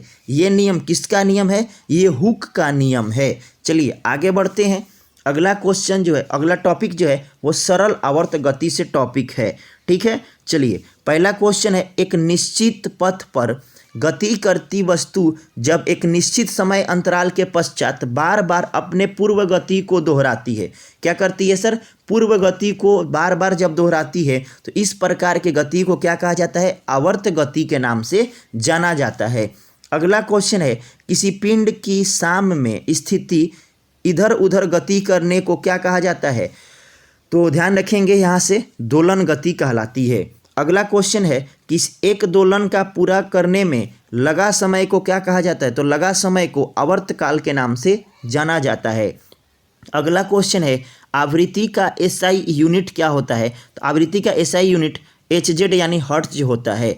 अगला क्वेश्चन है जब एक लड़की झूला झूलते समय उसी पर खड़ी हो जाए तो झूला के दोलन काल पर क्या प्रभाव पड़ेगा? तो झूला के दोलन काल जल्दी जल्दी झूलेगा। ठीक ना। अगला क्वेश्चन पे बढ़ जाते हैं, ध्यान दीजिएगा। पहला इसका क्वेश्चन है अगले स्लाइड का कि जब एक लड़की झूला झूल रही है और झूलते समय झूला पर खड़ी हो जाए तो उसके आवर्तकाल पर क्या प्रभाव पड़ेगा? तो आवर्तकाल कम हो जाता है, ध्यान दीजिएगा। अगला क्वेश्चन है झूला झूल रही एक लड़की के बगल में कोई अन्य लड़की आकर के खड़ी हो जाए, आकर के बैठ जाए तो आवर्तकाल, ध्यान दीजिएगा मैंने आवर्तकाल के बारे में पूछा है कि आवर्तकाल पर क्या प्रभाव पड़ेगा? तो आवर्तकाल में कोई परिवर्तन नहीं होगा, नो चेंज हो जाएगा। ये क्वेश्चन सबसे ज़्यादा पूछते हैं, इसलिए ये तीनों क्वेश्चन को आप हमेशा ध्यान में रखें। किसी लोलक घड़ी को पृथ्वी तल के ऊपर या नीचे ले जाने पर ध्यान रखिएगा दोलन काल पर क्या प्रभाव पड़ेगा? तो ये सर सुस्त हो जाएगा। क्या हो जाएगा? सुस्त हो जाएगा। अगला क्वेश्चन है कि यदि लोलक घड़ी को उपग्रह पर ले जाएं तो वहां भारहीनता के कारण गुरुत्वीय मान शून्य हो जाएगा, जिससे आवर्तकाल पर क्या प्रभाव पड़ेगा? तो आवर्तकाल क्या हो जाएगा सर? अनंत हो जाएगा। आगे बढ़ते हैं क्वेश्चन कि गर्मियों में, ध्यान दीजिएगा, गर्मियों में लोलक की लंबाई में क्या परिवर्तन होता है? तो गर्मी में लोलक की लंबाई सर बढ़ जाती है। ठीक है, चलिए आगे बढ़ते हैं सर क्वेश्चन पे। क्वेश्चन ये बोल रहा है कि लोलक घड़ी या किस मौसम में सुस्त चलती है, या नहीं होगा, लोलक घड़ी किस मौसम में सुस्त चलती है? तो गर्मी के मौसम में सुस्त चलती है। ठीक ना, वृद्धि हो जाने के कारण। आगे बढ़ते हैं, चंद्रमा पर स्मॉल जी का मान पृथ्वी के स्मॉल जी का वैल्यू का कितना गुणा होता है? तो ध्यान रखेंगे 1/6 गुणा होता है। आगे बढ़ जाते हैं, वेव यानी तरंग। आगे बढ़ते हैं, तरंग का पहला क्वेश्चन देखते हैं कि तरंग को मुख्यतः कितने वर्गों में विभाजित किया जा सकता है? तो तरंग को 2 भागों में विभाजित किया जाता है। अगला क्वेश्चन है कि वे तरंग जो किसी पदार्थ के माध्यम से ठोस, द्रव अथवा गैस में संचारित होते हैं क्या कहलाती है? तो ध्यान रखेंगे यांत्रिक तरंग कहलाती है। अगला क्वेश्चन है कि यांत्रिक तरंग को मुख्यतः कितने वर्गों में विभाजित किया गया है? तो 2 भागों में विभाजित किया गया है, 2 भागों में इसे तोड़ा गया है। पहला अनुप्रस्थ, दूसरा अनुदैर्घ्य। क्या? अनुप्रस्थ और अनुदैर्घ्य। अगला क्वेश्चन है कि ध्वनि कैसा तरंग है? तो ध्वनि जो है अनुदैर्घ्य तरंग है। कैसा तरंग है? अनुदैर्घ्य तरंग है। अगला क्वेश्चन है, जब तरंग गति की दिशा माध्यम के कणों के कंपन करने वाली दिशा के लंबवत होती है, इस प्रकार के तरंग को क्या कहा जाता है? तो अनुप्रस्थ तरंग कहा जाता है। जो अगला क्वेश्चन है वो अगला क्वेश्चन है कि सभी विद्युत चुंबकीय तरंग एक ही चाल से चलती है, जो किसके बराबर होती है? तो ये प्रकाश के चाल के बराबर होती है। अगला क्वेश्चन है, आगे देखने को मिलेंगे प्रकाश के चाल कितने होते हैं। आगे क्वेश्चन है कि सभी विद्युत चुंबकीय तरंग किससे बनी होती है? तो ध्यान रखेंगे ये फोटोन की बनी होती है। अगला क्वेश्चन है कि विद्युत चुंबकीय तरंग का तरंगदैर्घ्य परिसर कितना होता है? तो 10⁻⁻14 से 10⁻⁻4 होता है। मैं थोड़ा सा इसे जूम कर देता हूँ ताकि विजुअल और हो पाए। कितना होता है सर? 10⁻14 से 10⁻4 मीटर होता है। मैं थोड़ा सा इसे शॉर्ट कर देता हूँ और अगले स्लाइड पे बढ़ जाता हूँ। चलिए अगला क्वेश्चन ये है, अगले स्लाइड का पहला क्वेश्चन ये है कि विद्युत चुंबकीय तरंग की अवधारणा किसके द्वारा प्रतिपादित किया गया था सर्वप्रथम? तो सर्वप्रथम किसके द्वारा? मैक्सवेल के द्वारा विद्युत चुंबकीय तरंग की अवधारणा प्रस्तुत की गई थी, प्रतिपादित की गई थी। आगे क्वेश्चन है, विद्युत चुंबकीय तरंग की प्रकृति कैसी होती है? तो जो इसका प्रकृति है वो अनुप्रस्थ होती है। क्या होती है सर? अनुप्रस्थ होती है। आगे क्वेश्चन बढ़ते हैं कि तरंगदैर्घ्य को किस अक्षर से सूचित किया जाता है यानी व्यक्त किया जाता है? तो ध्यान रखेंगे इसे लेम्डा से सूचित किया जाता है यानी व्यक्त किया जाता है। ध्यान रखेंगे। अगला क्वेश्चन है, लेम्डा अक्षर किसकी देन है? तो लेम्डा जो अक्षर है वो ग्रीक की देन है। अगला क्वेश्चन है कि तरंग चाल बराबर क्या होता है? तो तरंग चाल बराबर होता है आवृत्ति गुणा तरंगदैर्घ्य होता है। अगला बढ़ते हैं, अगला जो टॉपिक है वो विद्युत चुंबकीय तरंग है। सॉरी थोड़ा सा वेट कर लें। चलिए अगला जो क्वेश्चन है, टॉपिक है वो विद्युत चुंबकीय तरंग है। क्या है? विद्युत चुंबकीय तरंग है। पहला क्वेश्चन है कि दीर्घ रेडियो तरंग की खोज किसके द्वारा किया गया था? तो दीर्घ रेडियो तरंग की खोज मार्कोनी के द्वारा किया गया था। अगला क्वेश्चन है, दीर्घ रेडियो तरंग का उपयोग कहाँ किया जाता है? तो दीर्घ रेडियो तरंग का प्रयोग रेडियो और टेलीविज़न में किया जाता है। आप लोग कमेंट करके बताएंगे कि टेलीविज़न का आविष्कारक और रेडियो का आविष्कारक कौन है? टेलीविज़न और रेडियो दोनों का आविष्कारक आप लोग बताएंगे, कमेंट करके ज़रूर बताएंगे। चलिए, लघु रेडियो तरंग या हर्ट्जियन तरंग का खोज किसने किया था? तो इसका खोज हेनरिक हर्ट्ज ने किया था। किसने किया था? हेनरिक हर्ट्ज ने किया था। अगला क्वेश्चन है कि लघु रेडियो तरंग की प्रयोग कहाँ किया जाता है? तो ध्यान रखेंगे रेडियो, टेलीविज़न और टेलीफोन में किया जाता है। क्या चीज़ का? लघु रेडियो तरंग का प्रयोग किया जाता है। अगला क्वेश्चन है अवरक्त विकिरण का खोज। ध्यान रखेंगे खोज किसने किया था? तो विलियम हर्शेल के द्वारा किया गया था। बढ़ते हैं अगले क्वेश्चन पे। थोड़ा सा मैं इसे जूम से छोटा कर दूं ताकि आप सभी लोगों को विजिबल हो पाए। अगला क्वेश्चन है, किस विद्युत चुंबकीय तरंग का प्रयोग कोहरे में फोटोग्राफी एवं रोगियों की सिकाई करने में प्रयोग किया जाता है? तो ध्यान रहे अवरक्त विकिरण का प्रयोग किया जाता है। अगला क्वेश्चन है कि विद्युत चुंबकीय तरंग कौन है जो किसी वस्तु पर पड़ती है? तो ध्यान रखेंगे उसका तापमान बढ़ा देती है। तो तापमान बढ़ा देती है सर अवरक्त विकिरण। क्लियर है। अगला क्वेश्चन है कि दृश्य विकिरण की खोज किसने किया था? तो दृश्य विकिरण की खोज न्यूटन चचा के द्वारा किया गया था। अगला क्वेश्चन है किस विद्युत चुंबकीय तरंग में वस्तु हमें स्पष्ट दिखलाई देती है? तो स्पष्ट दिखलाई देती है दृश्य विकिरण में दिखाई देती है। अगला क्वेश्चन है परावैंगनिक किरण की खोज किसने किया था? तो परावैंगनिक किरण की खोज कांट रिटर महोदय के द्वारा किया गया था। बढ़ते हैं नेक्स्ट स्लाइड पे। पहला क्वेश्चन नेक्स्ट स्लाइड का ये है कि ध्यान रखेंगे हमेशा पूछता है कि सिकाई करने, प्रकाश विद्युत प्रभाव को उत्पन्न करने, बैक्टीरिया को नष्ट करने में किस विद्युत चुंबकीय तरंग का प्रयोग किया जाता है? तो ध्यान रखेंगे परावैंगनिक किरण का प्रयोग किया जाता है। अगला क्वेश्चन है कि एक्स किरण का खोज किसने किया था? तो एक्स किरण का खोज रॉन्टजन महोदय के द्वारा किया गया था। अगला क्वेश्चन है कि एक्स किरण का प्रयोग कहाँ किया जाता है? तो जो एक्स किरण का प्रयोग है वो चिकित्सा एवं औद्योगिकी में प्रयोग किया जाता है। एक्स किरण का प्रयोग कहाँ किया जाता है सर? तो चिकित्सा में और औद्योगिकी में प्रयोग किया जाता है। बढ़ते हैं अगले स्लाइड पे। अगला स्लाइड का पहला क्वेश्चन बहुत ही शानदार सा क्वेश्चन है। आप इसमें कन्फ्यूज रहते हैं, जहाँ तक उम्मीद है मुझे बहुत सारे लोग तो नहीं लेकिन कुछ लोग नए लोग कन्फ्यूज रहते हैं। पहला क्वेश्चन है इसका नेक्स्ट स्लाइड का कि गामा किरण की खोज किसने किया। ध्यान दीजिएगा, गामा किरण का खोज किया है पॉल विलार्ड ने, जबकि इसका नामकरण किसने किया है, रदरफोर्ड ने। गामा किरण का खोज आता है तो आप लोग रदरफोर्ड कर लेते हैं, इसलिए गलत हो जाता है। आप पहले पॉल विलार्ड को यहाँ पे प्रेफरेंस देंगे। खोज किया था पॉल विलार्ड ने, जबकि नामकरण किया था किसके द्वारा, रदरफोर्ड के द्वारा किया गया था। चलिए आगे बढ़ जाते हैं। क्वेश्चन ये है ध्वनि तरंग क्या है सर, ध्वनि तरंग है। पहला क्वेश्चन है कि ध्वनि कैसी तरंग है। सबसे ज़्यादा पूछा जाने वाला क्वेश्चन ध्वनि कैसा तरंग है। तो ध्वनि जो है वो अनुदैर्घ्य तरंग है। कौन सा तरंग है, अनुदैर्घ्य तरंग है। अगला क्वेश्चन है कि अश्रव्य तरंग में तरंग की आवृत्ति क्या होती है। तरंग की जो आवृत्ति परिसर होती है किसमें, अश्रव्य तरंग में, वो 20 हर्ट्ज से नीचे होती है। क्या होती है, 20 हर्ट्ज से नीचे होती है अश्रव्य में।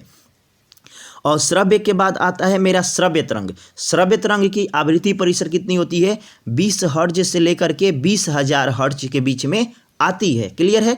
आगे मैं बढ़ जाऊं तो अश्रव्य के देखने के बाद श्रव्य देखा, श्रव्य के बाद मैं देख रहा हूं पराश्रव्य। पराश्रव्य तरंग की आवृत्ति कितनी होती है, तो पराश्रव्य तरंग की आवृत्ति होती है वो 20,000 हर्ट्ज से ऊपर होती है। क्या होती है सर, 20,000 हर्ट्ज से ऊपर होती है। एग्जाम्पल के तौर पे देखते हैं तो कुत्ता, बिल्ली, चमगादड़ कौन सा तरंग सुनते हैं सर, तो ये सुनते हैं पराश्रव्य तरंग तो सुनते हैं, यानी कि 20,000 हर्ट्ज से ऊपर की ओर सुनते हैं। चलिए आगे बढ़ जाते हैं सर। क्वेश्चन ये है कि सबसे पहले पराश्रव्य तरंग को सीटी बजा कर तथा ताप विद्युत प्रभाव की विधि द्वारा क्वार्ट्ज के क्रिस्टल कंपन के द्वारा उत्पन्न करने वाला वैज्ञानिक कौन था, तो जॉन गॉल्टन था। आप याद इतना लंबा कैसे रखेंगे, ध्यान रखेंगे। पराश्रव्य तरंग को सीटी बजाकर किसने उत्पन्न किया, तो गॉल्टन ने उत्पन्न किया था। इतना आप जरूर याद रखेंगे, क्वेश्चन आपका फंसेगा तो यहाँ से आ जाएगा। अब हम देखते हैं पराश्रव्य तरंग का कुछ एग्जाम्पल जो आपके एग्जाम में आते रहते हैं। पहला एग्जाम्पल क्या है, संकेत भेजना। दूसरा क्या है, समुद्र की गहराई का पता लगाना। अगला एग्जाम्पल क्या है, कीमती कपड़ा। अगला है वायुयान तथा घड़ी के पुर्जा को साफ करने में, कल कारखाने की चिमनी से कालिख हटाने में, दूध के अंदर के जीवाणुओं को मारने के लिए, गांठिया रोग के उपचार में, ब्रेन ट्यूमर में, ये सब में किस तरंग का प्रयोग किया जाता है, पराश्रव्य तरंग का प्रयोग किया जाता है। ठीक है, चलिए आगे बढ़ते हैं। ध्वनि की चाल किस पर निर्भर करती है, तो ध्वनि की चाल प्रत्यवस्था एवं घनत्व पर निर्भर करती है। अगला क्वेश्चन है कि ध्वनि की चाल होती है पहले सबसे ज़्यादा ठोस में, फिर द्रव में, फिर क्या होती है, गैसों में होती है। अगला क्वेश्चन है कि वायु में ध्वनि की चाल कितनी होती है, तो वायु में ध्वनि की चाल 332 मीटर पर सेकेंड होती है। फ्रेंड्स, अगर आप 4 बार वीडियो को 5 बार वीडियो को देख लेंगे तो मुझे उम्मीद है कि आपको ये सारे क्वेश्चन ओरली याद हो जाएंगे। अगला क्वेश्चन है कि जल में ध्वनि की चाल होती है, तो जल में ध्वनि की चाल होती है 1483 मीटर पर सेकेंड होती है। अगला क्वेश्चन है कि लोहा में ध्वनि की चाल होती है, तो लोहा में ध्वनि की चाल 5130 मीटर पर सेकेंड होती है। अगला क्वेश्चन है कि जब एक ध्वनि एक माध्यम से दूसरे माध्यम में जाती है तो उसका क्या नहीं बदलता है, ध्यान रखेंगे, क्या नहीं बदलता है, तो आवृत्ति नहीं बदल सकती है, लेकिन क्या क्या बदल जाते हैं, तो चाल और तरंगदैर्घ्य दोनों बदल जाते हैं, जबकि आवृत्ति नहीं बदलती है। आप ध्यान में रखेंगे। अगला क्वेश्चन है ध्वनि की चाल पर दाब को कम या ज़्यादा करने से क्या प्रभाव पड़ेगा, तो हमें भली भांति पता है कि ध्वनि की चाल पर दाब का कोई प्रभाव नहीं पड़ेगा, इसलिए कोई परिवर्तन नहीं होता है। अगले स्लाइड पे बढ़ते हैं। अगला स्लाइड का पहला क्वेश्चन ये है कि अगर माध्यम का तापमान 1 डिग्री सेंटीग्रेड बढ़ा दिया जाए तो ध्वनि की चाल पर क्या प्रभाव पड़ेगा, तो जो ध्वनि की चाल पहले है उससे 0.61 मीटर पर सेकेंड की वृद्धि हो जाएगी। कितनी वृद्धि हो जाएगी, 0.61 मीटर पर सेकेंड की वृद्धि हो जाएगी। फ्रेंड्स, बिहार एसआई के लिए क्वेश्चन ये ज़्यादा इंपॉर्टेंट है, एसएससी जीडी के लिए, ग्रुप डी के लिए, एनटीपीसी के लिए, एमपीपीसीएस के लिए, बीपीएससी के लिए, सब के लिए बहुत ज़्यादा इंपॉर्टेंट है, क्योंकि लूसेंट आपका बेस्ट होता है। ठीक ना। चलिए, शुष्क वायु की अपेक्षा नमी युक्त वायु में ध्वनि की चाल अधिक होती है। शुष्क वायु की अपेक्षा नमी युक्त वायु में ध्वनि की चाल अधिक होती है। इसका साइंटिफिक रीजन क्या होता है, तो क्योंकि नमी युक्त जो वायु का घनत्व होता है वो शुष्क युक्त वायु के घनत्व से कम होता है, यही इसका साइंटिफिक रीजन है। आगे बढ़ते हैं, ध्वनि के कितने लक्षण है? तो ध्वनि के 3 लक्षण है। कौन कौन है सर? प्रबलता, तारत्व और गूढ़ता है। चलो डिस्कस नहीं करने भाई, डिस्कस 8 बजे रात्रि में हम करते हैं। आगे बढ़ते हैं, ध्वनि का तेजी अमन नहीं होगा, तेजी या मंद सुनाई देना किसके कारण संभव है? प्रबलता के कारण संभव है। देखिए कहीं कहीं टाइपिंग एरर हो जाती है ना, तो थोड़ा सा आप लोग अरेंज करने की कोशिश कीजिएगा। हम भी इंसान हैं, ठीक ना, इंसान से थोड़ी बहुत गलतियां होती रहती है। अगला क्वेश्चन है कि ध्वनि की प्रबलता को व्यक्त करने का मात्रक क्या है? तो ध्वनि की प्रबलता स्तर को व्यक्त करने का मात्रक जो है वो फोन है। चलिए आगे बढ़ जाते हैं, अगले स्लाइड का क्वेश्चन देखते हैं। यहाँ से क्वेश्चन ये है सर कि ध्वनि का पतला या मोटा सुनाई देना किसके कारण संभव है? तो ये तारत्व के कारण संभव है। दोनों जब अधिक होगा तो कम पतली होती है, दोनों कम होगा तो ज़्यादा मोटी होती है। आगे, जब ध्वनि की आवृत्ति अधिक होती है तो ध्वनि कैसी सुनाई देगी? तो ध्यान दीजिएगा, पतली सुनाई देगी। अगला क्वेश्चन है, जब ध्वनि की आवृत्ति कम होती है तो ध्वनि कैसी सुनाई देगी? तो ध्वनि आपके मोटी सुनाई देगी। अगला क्वेश्चन है कि ध्वनि का वह गुण जिसके कारण हमें समान प्रबलता तथा समान तारत्व के बीच, तत्व नहीं होगा, तारत्व के बीच की ध्वनि में अंतर प्रतीत होता है, क्या कहलाता है? तो वो कहलाता है गूढ़ता कहलाता है। अगला क्वेश्चन है कि डेसिबल बेल का कितना भाग होता है? डेसिबल बेल का कितना भाग होता है? तो 1/10 होता है। अगला क्वेश्चन ये बोल रहा है कि मनुष्य की अधिकतम सीमा कितनी होती है जिससे ज़्यादा मनुष्य नहीं सुन सकता है? तो 95 डेसिबल होती है। अगला क्वेश्चन है, वायु में ध्वनि की चाल कितनी होती है? हमेशा पूछा जाने वाला प्रश्न है, बी केयरफुल रहें।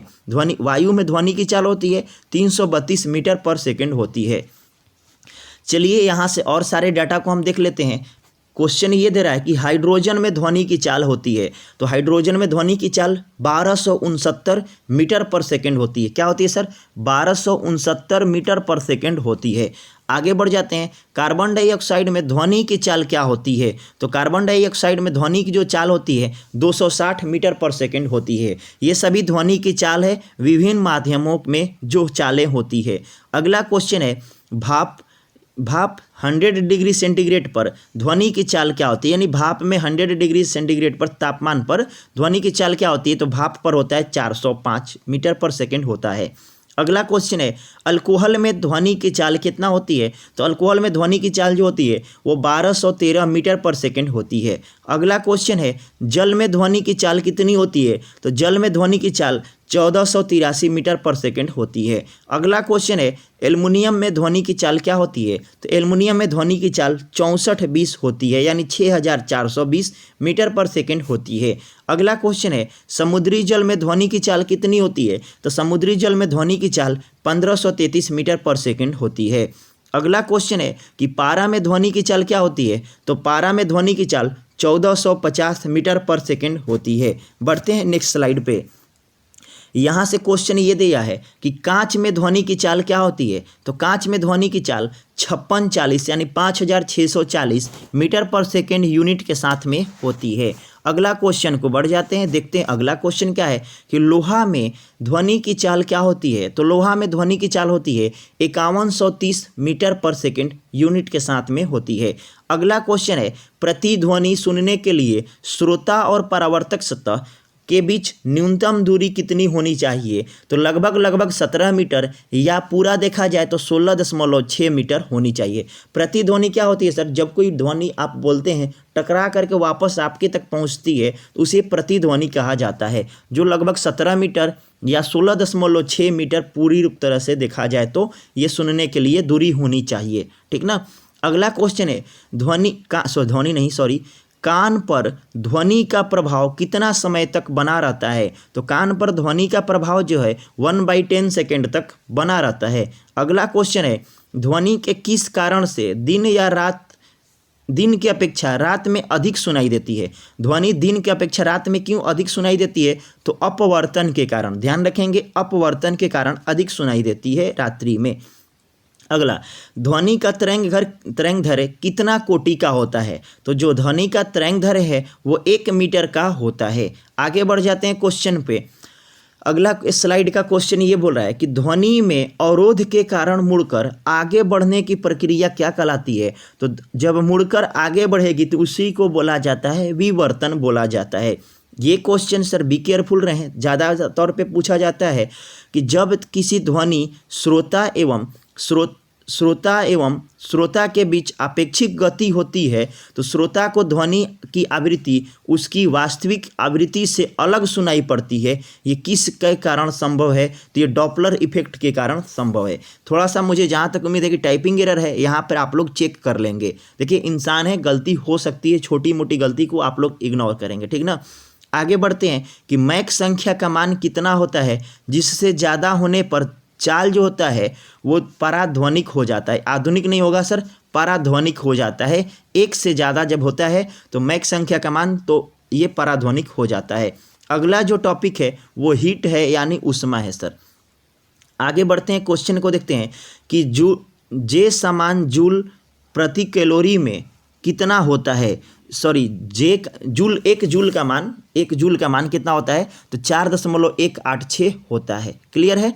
आगे बढ़ते हैं, ऊष्मा का मात्रक क्या होता है? तो ऊष्मा का मात्रक होता है जूल होता है। अगला क्वेश्चन है, 1 ग्राम जल का ताप 1 डिग्री सेंटीग्रेड बढ़ाने के लिए आवश्यक ऊष्मा की मात्रा को क्या कहा जाता है? तो उस मात्रा को कहा जाता है कैलोरी कहा जाता है। अगला, एक ब्रिटिश थर्मल यूनिट में कैलोरी का मान कितना होता है? तो ब्रिटिश थर्मल यूनिट में कैलोरी का मान 252 होता है। अगला क्वेश्चन है कि 1 किलो कैलोरी का मान कितना होता है? तो 1 किलो कैलोरी का मान होता है 4186 होता है। अगला बढ़ते हैं क्वेश्चन पे। ताप मापने के लिए जो उपकरण प्रयोग में लाया जाता है उसे क्या कहा जाता है? तो उसे सर कहा जाता है तापमापी कहा जाता है। अगला क्वेश्चन है, सेल्सियस पैमाने की खोज किसके द्वारा किया गया था? तो सेल्सियस महोदय के द्वारा किया गया था। अगला क्वेश्चन है, प्रसिद्ध वैज्ञानिक सेल्सियस कहाँ के निवासी थे? तो जो सेल्सियस थे वो सर थे स्वीडन के वैज्ञानिक थे। अगला क्वेश्चन है, फ़ारेनहाइट पैमाने की खोज किसके द्वारा किया गया था? तो फ़ारेनहाइट पैमाने की खोज फ़ारेनहाइट के द्वारा ही किया गया था और इन्हीं के नामों पर रखा गया था। अगला क्वेश्चन है, प्रसिद्ध वैज्ञानिक फ़ारेनहाइट किस देश के निवासी थे? तो फ़ारेनहाइट जो थे वो जर्मनी के निवासी थे। ये संबंध है, ये इक्वेशन आते हैं, आप इसे देख लें। मैं जब लाइव क्लास कराता हूँ उस समय मैं इसको अच्छा से डील कर दूंगा, क्योंकि डील करूंगा तो वीडियो और लंबी होगी, ठीक ना। चलिए आगे बढ़ते हैं। अगला क्वेश्चन ये है कि किसी वस्तु का तापमान कितना डिग्री सेंटीग्रेड से कम नहीं हो सकता है? तो -273.15 डिग्री सेंटीग्रेड से कम नहीं हो सकता है। अगला क्वेश्चन, -273.15 डिग्री सी को केल्विन पैमाने पर क्या लिखा जा सकता है? तो 0 केल्विन के बराबर मान जो होता है वो सेल्सियस में -273.15 डिग्री सी होता है। अगला क्वेश्चन है कि पारा कितना डिग्री सी पर जमता है? तो पारा -39 डिग्री सेंटीग्रेड पर जमता है, जबकि अल्कोहल -115 डिग्री सेंटीग्रेड पर जमता है। अगला क्वेश्चन है, सूर्य का ताप मापने में प्रयुक्त उपकरण कौन सा है? तो सूर्य का तापमान मापने के लिए पूर्ण विकिरण तापमापी का प्रयोग किया जाता है। अगला क्वेश्चन जो है कि क्लिनिकल थर्मामीटर का आविष्कार किसके द्वारा किया गया था? तो क्लिनिकल थर्मामीटर का आविष्कार सर थॉमस क्लिफोर्ड अल्बर्ट के द्वारा किया गया था। सर थॉमस क्लिफोर्ड अल्बर्ट के द्वारा क्लिनिकल थर्मामीटर का प्रयोग किया गया था। अगला क्वेश्चन है, विशिष्ट ऊष्मा को अंग्रेजी अक्षर के किस अक्षर से व्यक्त किया जाता है? तो कैपिटल सी से व्यक्त किया जाता है, ठीक ना। स्मॉल सी या कैपिटल सी कर सकते हो, स्मॉल सी ही होता है, ठीक ना। आगे चलिए, विशिष्ट ऊष्मा का एसआई मात्रक क्या होता है? तो विशिष्ट ऊष्मा का एसआई मात्रक, मैं थोड़ा सा जूम कर दूं ताकि और विजिबल हो जाए, तो आप यहाँ से ध्यान दीजिएगा, किलोग्राम -1 लिखा गया है, केल्विन -1 लिखा गया है, ठीक ना। चलिए आगे थोड़ा सा इसे मैं मिनिमाइज कर दूं और आगे बढ़ जाऊं क्वेश्चन पे। अगला क्वेश्चन है, जल की विशिष्ट ऊष्माधारिता कितना होता है? तो जल का विशिष्ट ऊष्माधारिता जो होता है कैलोरी ग्राम डिग्री सेंटीग्रेड होता है। आगे जो क्वेश्चन है, किसी वस्तु को गर्म करने पर किसमें वृद्धि हो जाती है? किसमें 2 बार हो गया है, किसमें वृद्धि हो जाती है? तो लंबाई, क्षेत्रफल और आयतन, ये तीनों में वृद्धि हो जाती है जब किसी वस्तु को गर्म कीजिएगा। उसी साइड में क्वेश्चन दिया है कि अल्फा बीटा और गामा के बीच में संबंध क्या होता है, तो 1:2:3 का रेशियो होता है। ठीक ना। अगला क्वेश्चन है कि लंबाई में वृद्धि की माप किससे की जाती है, तो लंबाई में वृद्धि की माप जो है वो रेखीय प्रसार गुणांक से होती है। ठीक है। अगला क्वेश्चन है कि क्षेत्रफल में वृद्धि की माप किससे की जाती है, तो क्षेत्रफल में वृद्धि की जो माप है वो क्षेत्रीय प्रसार गुणांक से मापन होता है। अगला क्वेश्चन है आयतन में वृद्धि का माप किससे किया जाता है, तो आयतन में वृद्धि का माप आयतन प्रसार गुणांक से होता है। अगला क्वेश्चन है जल का मैक्सिमम डेंसिटी यानी अधिकतम घनत्व कितना होता है, तो 4 डिग्री सेंटीग्रेड पर होता है। आप लोग कमेंट करके बताएंगे कितने लोग जो हैं वो एक बार में पूरी वीडियो को देख पाए हैं अगला बार। ठीक ना, कमेंट जरूर करेंगे। और ये भी कमेंट करेंगे सर कि टीवी और रेडियो की खोज किसने किया था, और एक कमेंट और करेंगे सर कि आपको वीडियो कैसी लगी और अगला किस टॉपिक का आप वीडियो चाहते हैं। चैनल पे पहली बार हैं तो सब्सक्राइब करके बेल आइकन को प्रेस कर दें। और सर डिस्कशन चाहते हैं तो रात्रि में 8 बजे मेरे से जुड़े, प्योर लुसेंट बुक का डिस्कशन हम कराते हैं ऑप्शन के साथ में। ठीक ना। चलिए अगला क्वेश्चन है कि ऊष्मा के संचरण विधियाँ कौन कौन सी है, तो ऊष्मा का जो संचरण विधियाँ है वो चालन, संवहन और विकिरण है। कौन कौन है, चालन, संवहन और विकिरण है। अगला क्वेश्चन है कि ठोस में ऊष्मा का संचरण किस विधि द्वारा होता है, तो ध्यान रखेंगे ठोस में ऊष्मा का संचरण चालन विधि द्वारा होता है। अगला क्वेश्चन है गैस एवं द्रव में ऊष्मा का संचरण किस माध्यम से होता है, तो गैस एवं द्रव में ऊष्मा का संचरण संवहन विधि के द्वारा होता है। अगला क्वेश्चन है वायुमंडल किस विधि द्वारा गर्म होता है, तो वायुमंडल संवहन विधि द्वारा गर्म होता है। अगला क्वेश्चन की बात करते हैं, तो क्वेश्चन ये है कि जैसे जैसे वस्तु ठंडी होती है उसके ठंडे होने की जो रेट है, दर है, वो और कम होते जाएगी। यानी शुरुआती में वस्तु जल्दी जल्दी ठंड होगी, लेकिन जितना देर से ठंडा होगा उसके बाद उतना ही स्लो मोशन में वो क्या बोलते हैं ठंडा होते जाएगा। ये किसका नियम है, तो न्यूटन चचा के शीतलन नियम का ये अंग है। अगले क्वेश्चन है कि अच्छे अवशोषक ही अच्छे उत्सर्जक होते हैं, ये किस नियम का अंग है, तो ये नियम का अंग है किरचॉफ चचा का नियम का अंग है। आगे बढ़ते हैं कि काली वस्तु अंधेरे में चमकती है क्यों, तो किरचॉफ के नियम के अनुसार काली वस्तु अंधेरे में चमकती है। अगला क्वेश्चन है कि वह बिंदु जिस पर तीनों अवस्थाएं ठोस, तरल एवं गैस तीनों एक साथ पाई जाती है उसे क्या कहा जाता है, तो उसे त्रिक बिंदु के नाम से जाना जाता है।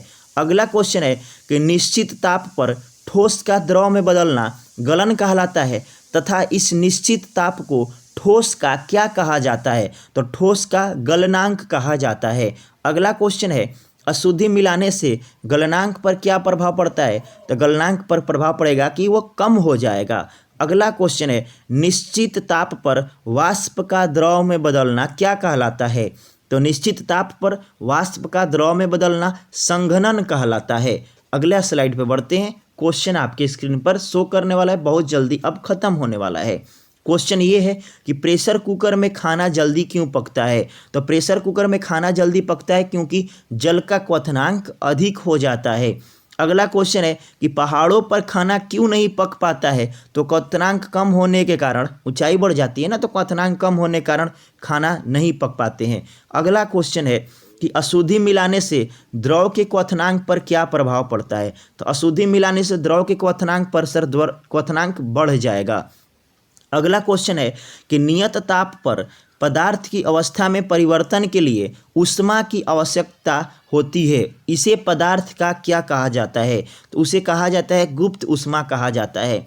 आगे क्वेश्चन है कि बर्फ के लिए गलन की गुप्त ऊष्मा का मान कितना कैलोरी होता है, तो जो कैलोरी का मान है वो 80 होता है। क्या होता है सर, 80 होता है। चलिए आगे बढ़ जाते हैं, क्वेश्चन देखते हैं। क्वेश्चन क्या बोल रहा है कि जल के लिए वाष्पन की गुप्त ऊष्मा का मान कितना कैलोरी होता है, तो जल के लिए वाष्पन की गुप्त ऊष्मा का मान 540 होता है।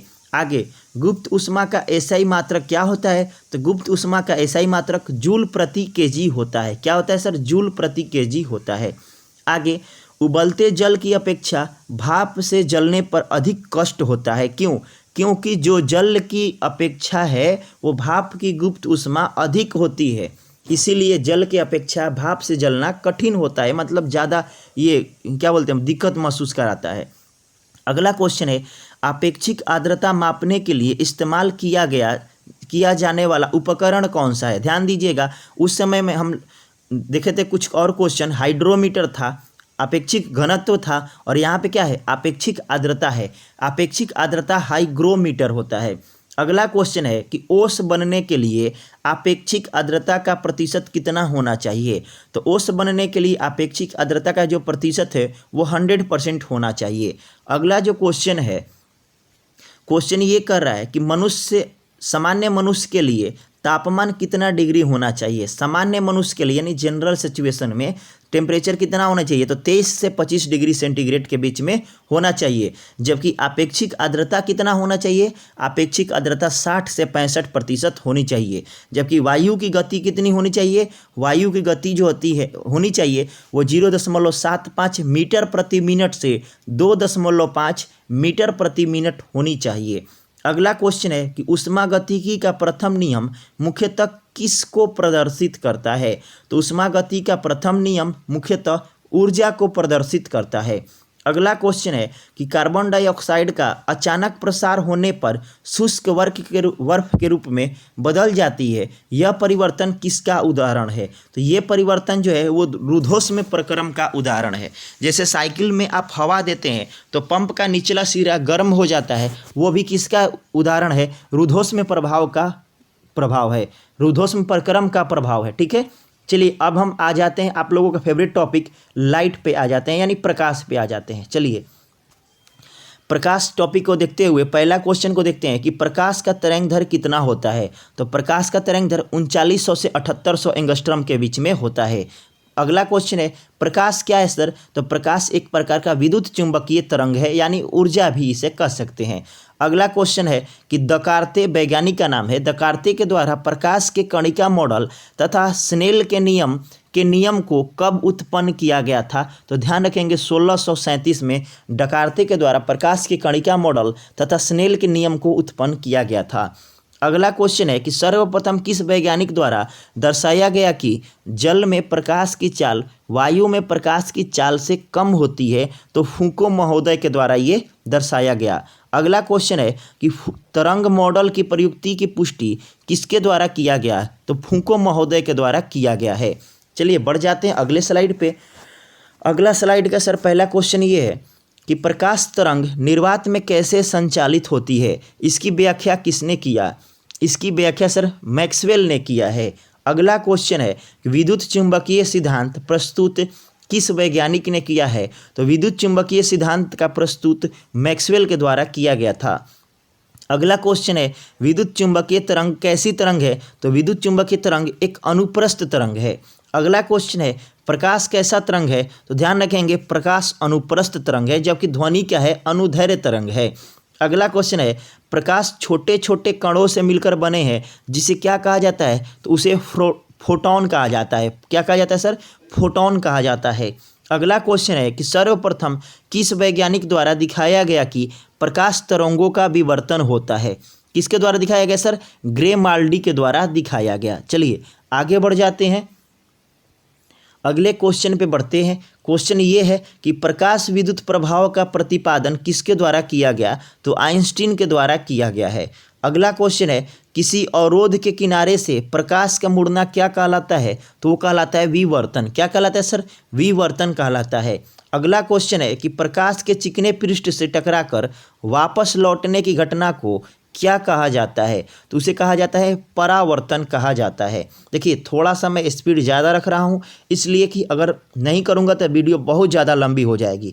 अगर स्पीड ज़्यादा लग रही होगी तो आप यहाँ से सर 3 डॉट पे क्लिक करके स्पीड कम कर सकते हैं। स्पीड कम लग रही है तो स्पीड ज़्यादा कर सकते हैं। जहाँ तक मुझे उम्मीद है कि स्पीड सफिशियंट है। चलिए अगला क्वेश्चन है कि प्रकाश में ध्रुवण की घटना से यह सिद्ध होता है कि प्रकाश की तरंग कैसी तरंग है। तो प्रकाश तरंग कैसी है सर, अनुप्रस्थ तरंग होती है, चूंकि प्रकाश में ध्रुवण की घटना होती है। ठीक ना, आगे बढ़ जाते हैं कि सर्वप्रथम प्रकाश का वेग किसके द्वारा मापा गया था। तो रोमर महोदय के द्वारा ये मापा गया था।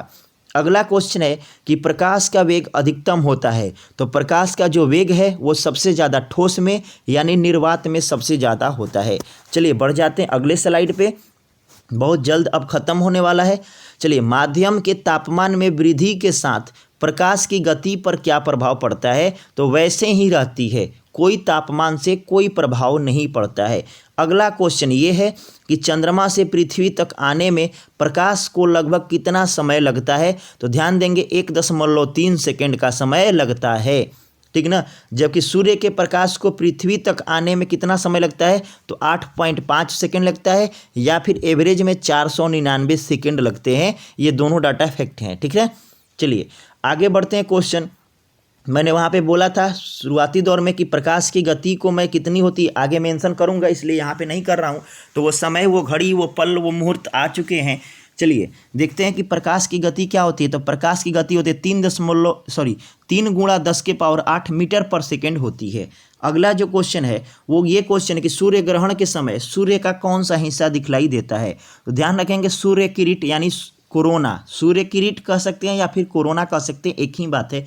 ये सूर्य ग्रहण के समय दिखा देता है। SME सूर्य ग्रहण होता है, यानी सन और अर्थ के बीच में मून आता है, जबकि SEM चंद्र ग्रहण होता है, ठीक ना, सूर्य और मून के बीच में जब अर्थ आ जाता है। चलिए आगे बढ़ जाते हैं, हम अगले क्वेश्चन पे बढ़ जाते हैं, थोड़ा सा वेट कर। चलिए पूर्ण सूर्य ग्रहण का अधिकतम समय कितना होता है, तो जब पूर्ण सूर्य ग्रहण होता है उसका अधिकतम समय मैक्सिमम सेकंड 460 सेकंड होता है। अगला क्वेश्चन है कि सूर्य ग्रहण तब होता है जब चंद्रमा बीच में हो जाता है। मैंने अभी बताया चंद्र ग्रहण तब घटित होगा जब किस दिन होता है सर, पूर्णिमा के दिन चंद्र ग्रहण घटित होता है।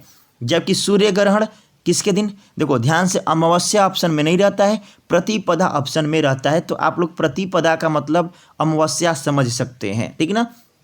याद कैसे रखेंगे सर, सूर्य ग्रहण में लाइट ज़्यादा होगा तो उस दिन अंधेरा, अमावस्या के दिन अंधेरा रहेगा। बाकी चंद्रमा में तो पूर्णिमा के दिन होता है, ये तो नॉर्मल सी बात है। चलिए आगे बढ़ जाते हैं सर। क्वेश्चन ये बोल रहा है कि पानी से भरे किसी बर्तन में पड़ा एक सिक्का थोड़ा ऊपर उठा हुआ प्रतीत होता है, किसके कारण, तो प्रकाश के अपवर्तन गुण के कारण ये संभव है, जो थोड़ा सा ऊपर उठा हुआ प्रतीत होगा। आगे है कि आप लोग अक्सर नहर के किनारे पानी में पैर लटका करके बैठे हुए रहते हैं, तो पैर हल्का सा मुड़ा और छोटा दिखाई देता है, ये किस घटना के कारण संभव है, तो ये घटना का नाम है अपवर्तन के कारण संभव है। अगला है क्वेश्चन कि जल के अंदर पड़ी हुई मछली किस कारण से अपनी वास्तविक गहराई से कुछ ऊपर की ओर उठी हुई प्रतीत होती है, तो ये उठी हुई प्रतीत होती है अपवर्तन के कारण प्रतीत होती है। जो अगला क्वेश्चन है कि जल के अंदर मौजूद व्यक्ति को किस कारण जल की सतह से ऊपर की वस्तु अपनी वास्तविक स्थिति से अपेक्षाकृत अधिक ऊंचाई प्रतीत होती है, तो ये किसके वजह से, तो प्रकाश के अपवर्तन के कारण ये संभव है। कितने लोग वीडियो एक बार में वॉच कर रहे हैं, जरा सा मुझे कमेंट करेंगे कि हमने शुरू से लेकर के अंत तक वीडियो को देख लिया है। अगर सर वीडियो अच्छी लग रही होगी, मैराथन क्लास अच्छा लग रहा होगा, तो प्लीज़ एक लाइक अवश्य करेंगे और चैनल को सब्सक्राइब करके बेल आइकन को प्रेस कर देंगे, और अपने दोस्त मित्र चाहने वालों के पास कम से कम 5 लोगों के पास इसे अवश्य शेयर करके थोड़ा सा एक हेल्प के तौर पे अपने सदस्यों को बढ़ाने की कोशिश करेंगे। चलिए आगे बढ़ते हैं कि प्रकाश के किस गुण के कारण पानी से भरे बर्तन में डूबी कोई छड़ी मुड़ी हुई प्रतीत होती है, तो किसके कारण से संभव है, तो अपवर्तन के कारण संभव है। अगला क्वेश्चन है कि जब प्रकाश की किरण विरल माध्यम से सघन माध्यम में जाती है तो क्या इफेक्ट पड़ता है, तो अपने अभिलंब की ओर वो झुक जाती है। अगला क्वेश्चन है कि इंद्रधनुष बनने का कारण क्या है, तो इंद्रधनुष बनने का जो रीजन है वो परावर्तन है। अगला क्वेश्चन है मृग तृष्णा का उदाहरण है, तो मृग तृष्णा किसका उदाहरण है, टोटल रिफ्लेक्शन ऑफ लाइट यानी पूर्ण आंतरिक परावर्तन का ये उदाहरण है।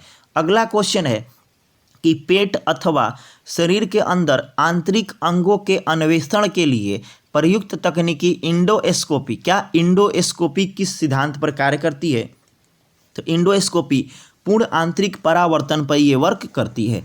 चलिए आगे बढ़ जाते हैं हम क्वेश्चन पे। क्वेश्चन ये है कि प्रकाशीय तंतु में किस सिद्धांत का उपयोग किया जाता है, तो प्रकाशीय तंतु में पूर्ण आंतरिक परावर्तन का प्रयोग किया जाता है। अगला है क्वेश्चन कि हीरा चमकदार दिखाई देता है क्यों, तो हीरा जो है सामूहिक आंतरिक परावर्तन के कारण ये चमकदार दिखाई देता है। क्लियर है। आगे बढ़ते हैं। तो चटका हुआ कांच चटकीला प्रतीत होता है, क्यों? तो ये होता है चटका हुआ कांच चटकीला प्रतीत होता है, पूर्ण आंतरिक परावर्तन के कारण संभव है। अगला क्वेश्चन है कि इंद्रधनुष में कितने रंग होते हैं? तो 7 रंग होते हैं। विबजियोर या बैजनिया पिनाला आप लोगों ने नाम सुना होगा। चलिए आगे बढ़ते हैं क्वेश्चन पे। आकाश का रंग नीला प्रतीत होता है, क्यों? तो प्रकीर्णन के कारण ये आकाश का रंग नीला होता है। अगला क्वेश्चन है कि वायुमंडल में प्रकाश के विसरण का कारण क्या है? तो वायुमंडल में प्रकाश के विसरण का कारण धूलकण है। अगला क्वेश्चन है कि अंतरिक्ष यात्री को बाह्य आकाश कैसा दिखाई पड़ता है? तो बाह्य आकाश हमेशा काला दिखाई पड़ता है। अगला क्वेश्चन है कि उगते एवं डूबते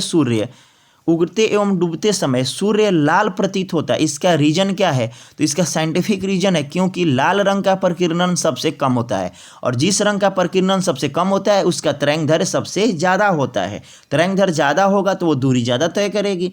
आगे बात करते हैं, खतरे के लिए लाल प्रकाश का प्रयोग किया जाता है, क्यों? क्योंकि इसका प्रकीर्णन कम होता है या इसका तरंगदैर्घ्य ज़्यादा होता है। आगे बढ़ते हैं क्वेश्चन पे कि समुद्र नीला प्रतीत होता है, क्यों? तो समुद्र नीला प्रतीत होता है आकाश के परावर्तन तथा जल के कणों के द्वारा प्रकाश के प्रकीर्णन के कारण ये समुद्र का रंग नीला प्रतीत होता है। आगे बढ़ते हैं, सूर्य अस्त होते समय सूर्य लाल दिखाई देता है, क्यों? तो ये प्रकीर्णन गुण के कारण संभव है। अगला क्वेश्चन है कि इंद्रधनुष में किस रंग का विक्षेपण अधिक होता है, यानी तरंगदैर्घ्य अधिक होता है? तो लाल रंग का तरंगदैर्घ्य सबसे अधिक होता है। बढ़ते हैं अगले स्लाइड पे। अगला स्लाइड का पहला क्वेश्चन ये है सर कि सूखा बालू चमकीला क्यों दिखाई देता है जबकि गीला बालू धातुहीन दिखाई देता है? क्यों सर? ये परावर्तन के कारण संभव है, प्रकाश के परावर्तन के कारण संभव है। अगला क्वेश्चन है कि साबुन के पतले झाग में चमकदार रंगों का बनना किस परिघटना का परिणाम है? साबुन के पतले झाग में चमकदार रंगों का बनना ये परावर्तन एवं व्यक्तीकरण के कारण संभव है। अगला क्वेश्चन है कि कार में दृश्यावलोकन के लिए किस प्रकार के शीशे का प्रयोग किया जाता है? दृश्यावलोकन यानी पीछे की ओर। तो पीछे की ओर देखने के लिए सर साइड मिरर में उत्तल दर्पण का प्रयोग करते हैं, ना कि उत्तल लेंस करिएगा, ठीक ना। आगे सर है कि कार में पीछे की ओर देखने के लिए कौन सा दर्पण सर? तो यही बात है सर, उत्तल दर्पण का प्रयोग करते हैं। एक ड्राइवर के सामने में शीशा, साइड में शीशा लगती है, और एक बाहर में शीशा लगती है जो पीछे की वस्तुओं को देखती है। चलिए, दांत के डॉक्टर का दर्पण कैसा होता है? तो जो दांतों के डॉक्टर हैं वो अवतल दर्पण को प्रयोग में लाते हैं। आगे क्वेश्चन है कि कार के हेडलाइट में किस दर्पण का प्रयोग होता है? तो कार के हेडलाइट में परवलयाकार दर्पण का प्रयोग होता है। अगला क्वेश्चन है कि दाढ़ी बनाने के लिए काम में लाने वाले दर्पण कौन सा है? तो ये अवतल दर्पण प्रयोग होता है। अगला क्वेश्चन है कि मानव आंख की रेटिना पर कैसा प्रतिबिंब बनता है? तो मानव आंख की रेटिना पर वास्तविक एवं उल्टा प्रतिबिंब बनता है। फ्रेंड्स, अगर आप डिस्कशन चाहते हैं सर तो आप मेरे चैनल पे रात्रि में 8 बजे अवश्य जुड़े, वहाँ पे संपूर्ण क्वेश्चन का डिस्कशन कराया जाता है, ठीक ना। चलिए, ये एक मैराथन वीडियो है, ऐसे ही लंबी हो जाएगी बहुत ज़्यादा, और उसमें भी मैं एनालिसिस करूँगा तो ये बहुत ज़्यादा लंबी हो जाएगी, कोई देख नहीं पाएगा, किसी के लिए सर ये रह नहीं पाएगा, ठीक है ना। आगे 1.5 मीटर लंबे व्यक्ति को अपना संपूर्ण प्रतिबिंब देखने के लिए आवश्यक दर्पण की न्यूनतम लंबाई कितनी होनी चाहिए? तो ध्यान रखेंगे आधी होनी चाहिए, यानी 0.75। यानी अगर 4 मीटर का व्यक्ति है, उसका पूरा प्रतिबिंब देखना है, तो ये क्या बोलते हैं, पूरा प्रतिबिंब देखना है, पूरे शरीर को देखना है, तो इसकी आधी कितनी हो जाएगी? 2। यानी दर्पण की लंबाई कितनी होनी चाहिए? 2 हो जाएगी। अगर व्यक्ति 10 मीटर की है तो उसकी लंबाई को देखने के लिए क्या सर, इसकी आधी होती है, यानी लंबाई कितनी होनी चाहिए? 5 मीटर होनी चाहिए, ठीक ना। तो ये हमेशा ध्यान में रखेंगे। आगे, जब कोई वस्तु 2 समानांतर समतल दर्पण के बीच रखी जाती है तो बने प्रतिबिंब की संख्या क्या होती है? बने प्रतिबिंब की संख्या सर ये अनंत होती है जब समानांतर समतल दर्पण के बीच में रखा जाता है, ठीक ना। बाकी 360/θ के तौर पे चलता है। जब सम संख्या आता है तो -1 कर लिया जाता है, और जब विषम संख्या आता है तो छोड़ दिया जाता है। ये आप लोग जानते होंगे, क्योंकि मैंने ऐसा क्लास में करा चुका है, ठीक ना। चलिए आगे बढ़ते हैं सर। अगला क्वेश्चन ये है कि वायु का बुलबुला जल में कैसा व्यवहार करेगा। तो वायु का बुलबुला जल में अवतल लेंस की भांति काम करेगा। चलिए आगे बढ़ते हैं, क्वेश्चन देखते हैं कि लेंस की क्षमता का मात्रक क्या होता है। तो लेंस की क्षमता का जो मात्रक होता है, थोड़ा सा मैं कलर चेंज कर लूँ। चलो, लेंस की क्षमता का मात्रक क्या होता है सर? डाईऑप्टर होता है। अगला है सर, धूप के चश्मे की क्षमता क्या होती है। तो धूप के चश्मे का सर क्षमता नहीं होती है, 0 डायोप्टर होती है। चलिए आगे बढ़ते हैं। देखिए, उत्तल लेंस की क्षमता क्या होती है। तो उत्तल लेंस की क्षमता सर धनात्मक होती है, ठीक है ना। अगला क्वेश्चन है कि जब एक उत्तल लेंस को जब पानी में डुबोया जाता है तो इसकी क्षमता पर क्या प्रभाव पड़ेगा। जब उत्तल लेंस पानी में डुबोइएगा तो उसकी क्षमता सर कैपेसिटी घट जाएगी। अगला, प्रिज्म में प्रकाश के विभिन्न रंगों का विभाजन क्या कहलाता है। तो प्रिज्म में प्रकाश के विभिन्न रंगों का विभाजन कहलाता है वर्ण विक्षेपण कहलाता है। आगे बढ़ जाऊं तो क्वेश्चन ये है कि श्वेत प्रकाश कितने रंगों से बनता है। तो श्वेत प्रकाश 7 रंगों से बनता है। अगला क्वेश्चन कि प्राथमिक रंग कौन कौन सा है। तो आप लोग याद रखेंगे लाल, हरा और नीला, यानी RGB आप याद रखेंगे, इतना याद रखेंगे। RCB रॉयल चैलेंजर बंगलौर आप लोग जानते हैं, उसके स्थान पे C के स्थान पे बस G कर दीजिएगा, रॉयल चैलेंजर बंगलौर के स्थान पे G कर दीजिएगा, यानी रेड, ग्रीन और ब्लू हो जाएगा। आगे क्वेश्चन है कि श्वेत प्रकाश का अपने विभिन्न रंगों में अलग होने की प्रक्रिया क्या कहलाती है। तो ये कहलाती है वर्ण विक्षेपण कहलाती है। अगला क्वेश्चन है कि प्रकाश के वर्ण क्रम में किसका तरंगदैर्घ्य न्यूनतम होता है। तो बैंगनी रंग का तरंगदैर्घ्य सबसे न्यूनतम होता है। अगला क्वेश्चन है कि प्रकाश के वर्ण क्रम में किसका तरंगदैर्घ्य न्यूनतम होता है। तो बैंगनी। अच्छा, 2 बार ये क्वेश्चन रिपीटेड हो गए हैं, इसके लिए हम क्षमा चाहते हैं आप सभी लोगों से, ठीक ना। छोटी मोटी गलतियों को इग्नोर कर दीजिएगा। सर इंसान आप भी हैं, इंसान मैं भी हूँ, ठीक ना। बातों को समझिएगा, भावनाओं को समझिएगा। किस रंग का तरंगदैर्घ्य अधिकतम होता है। तो ध्यान रखेंगे लाल रंग का तरंगदैर्घ्य सबसे अधिक होता है। अगला क्वेश्चन है कि दिन और रात के समय सर्वाधिक सुविधाजनक रंग का मिश्रण कौन होता है। तो दिन और रात के समय सर्वाधिक सुविधाजनक जो रंग का मिश्रण होता है वो लाल और हरा का होता है, ठीक ना। अगला क्वेश्चन है कि यदि किसी कमरे में हरा विद्युत बल्ब लगा हो तो लाल वस्त्र कैसी दिखाई देगी। तो लाल वस्त्र सर काला दिखाई देगी। कैसी दिखाई देगी? काला दिखाई देगी। अगला क्वेश्चन है कि कुछ परिवहन वाहनों में अतिरिक्त पीली बत्तियां लगाई जाती है। आप लोग देखे होंगे पीली बत्तियां लगाई जाती, पीली लाइट लगाई जाती। क्यों? क्योंकि पीला प्रकाश कोहरे को वेधता है। जब वेध देगा तो सड़क पर क्या प्रभाव पड़ेगा? सड़क साफ दिखने लगेंगे, ठीक ना।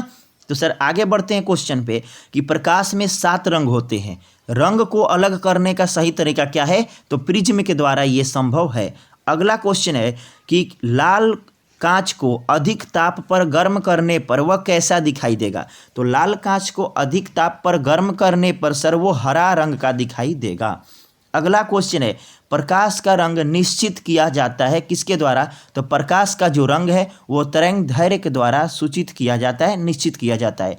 तरंगदैर्घ्य को किससे सूचित किया जाता है मैंने पहले बता चुका है वीडियो को, ठीक ना। चलिए आगे, सूर्य के किरणों में कितने रंग होते हैं। तो सूर्य के किरणों में 7 रंग होते हैं।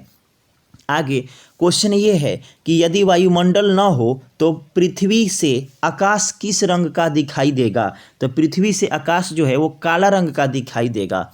अगला क्वेश्चन कि फोटोग्राफी में कैमरे का कौन सा भाग आँख के रेटिना के भांति व्यवहार करता है। तो ध्यान रखेंगे रेटिना और फिल्म, याद कैसे रखेंगे? रेटिना और फिल्म। आँख से पूछेगा तो रेटिना, कैमरा से बोलेगा तो फिल्म। चलिए आगे बढ़ जाते हैं। कैमरे में किस प्रकार का लेंस प्रयोग किया जाता है। तो कैमरे में उत्तल लेंस का प्रयोग किया जाता है। अगला है कि मानव आँख वस्तु का प्रतिबिंब किस भाग पर बनाती है। तो मानव आँख वस्तु का प्रतिबिंब रेटिना पर बनाती है। आगे है कि आइरिस का काम क्या है। तो आइरिस का काम है आँख में जाने वाले प्रकाश की मात्रा को नियंत्रित करना, ये आइरिस का वर्क है। आगे, दृष्टिपटल पर बना प्रतिबिंब कैसा होता है।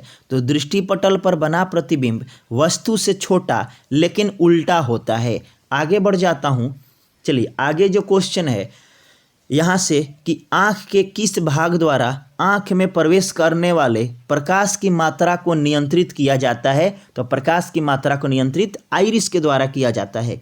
अगला क्वेश्चन है कि नेत्रदान में दाता का आँख किस हिस्से का प्रतिरोपित किया जाता है, यानी जब हम नेत्रदान करते हैं तो कौन सा भाग दान में देते हैं, पूरी आंख तो देते नहीं है, तो देते हैं सर कॉर्निया देते हैं। क्या देते हैं सर, कॉर्निया देते हैं।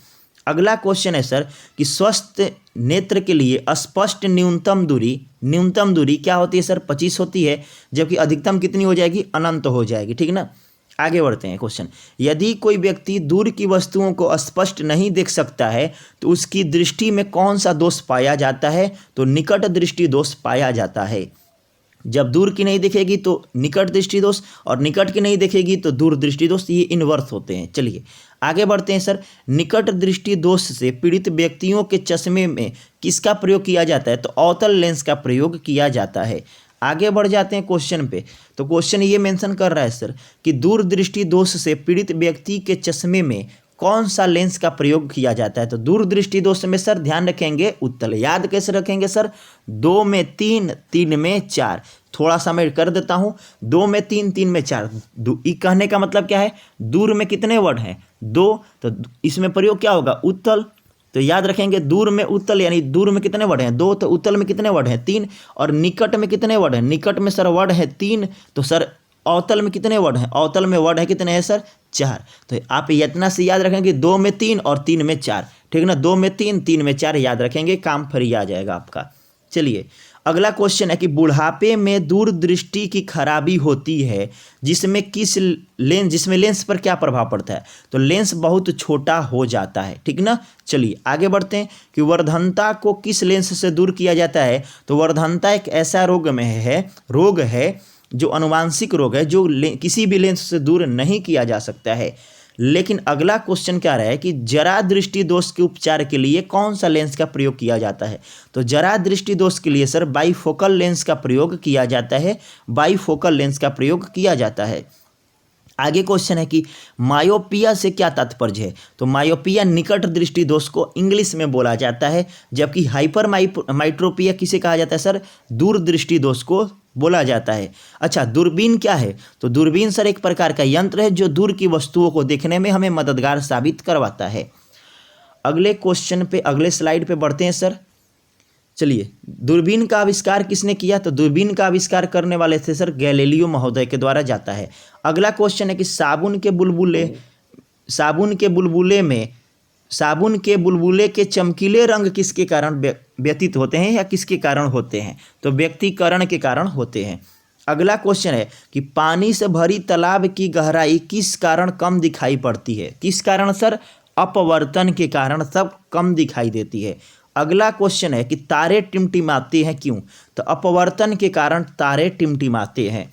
अगला क्वेश्चन है कि प्रकाश के किस रंग का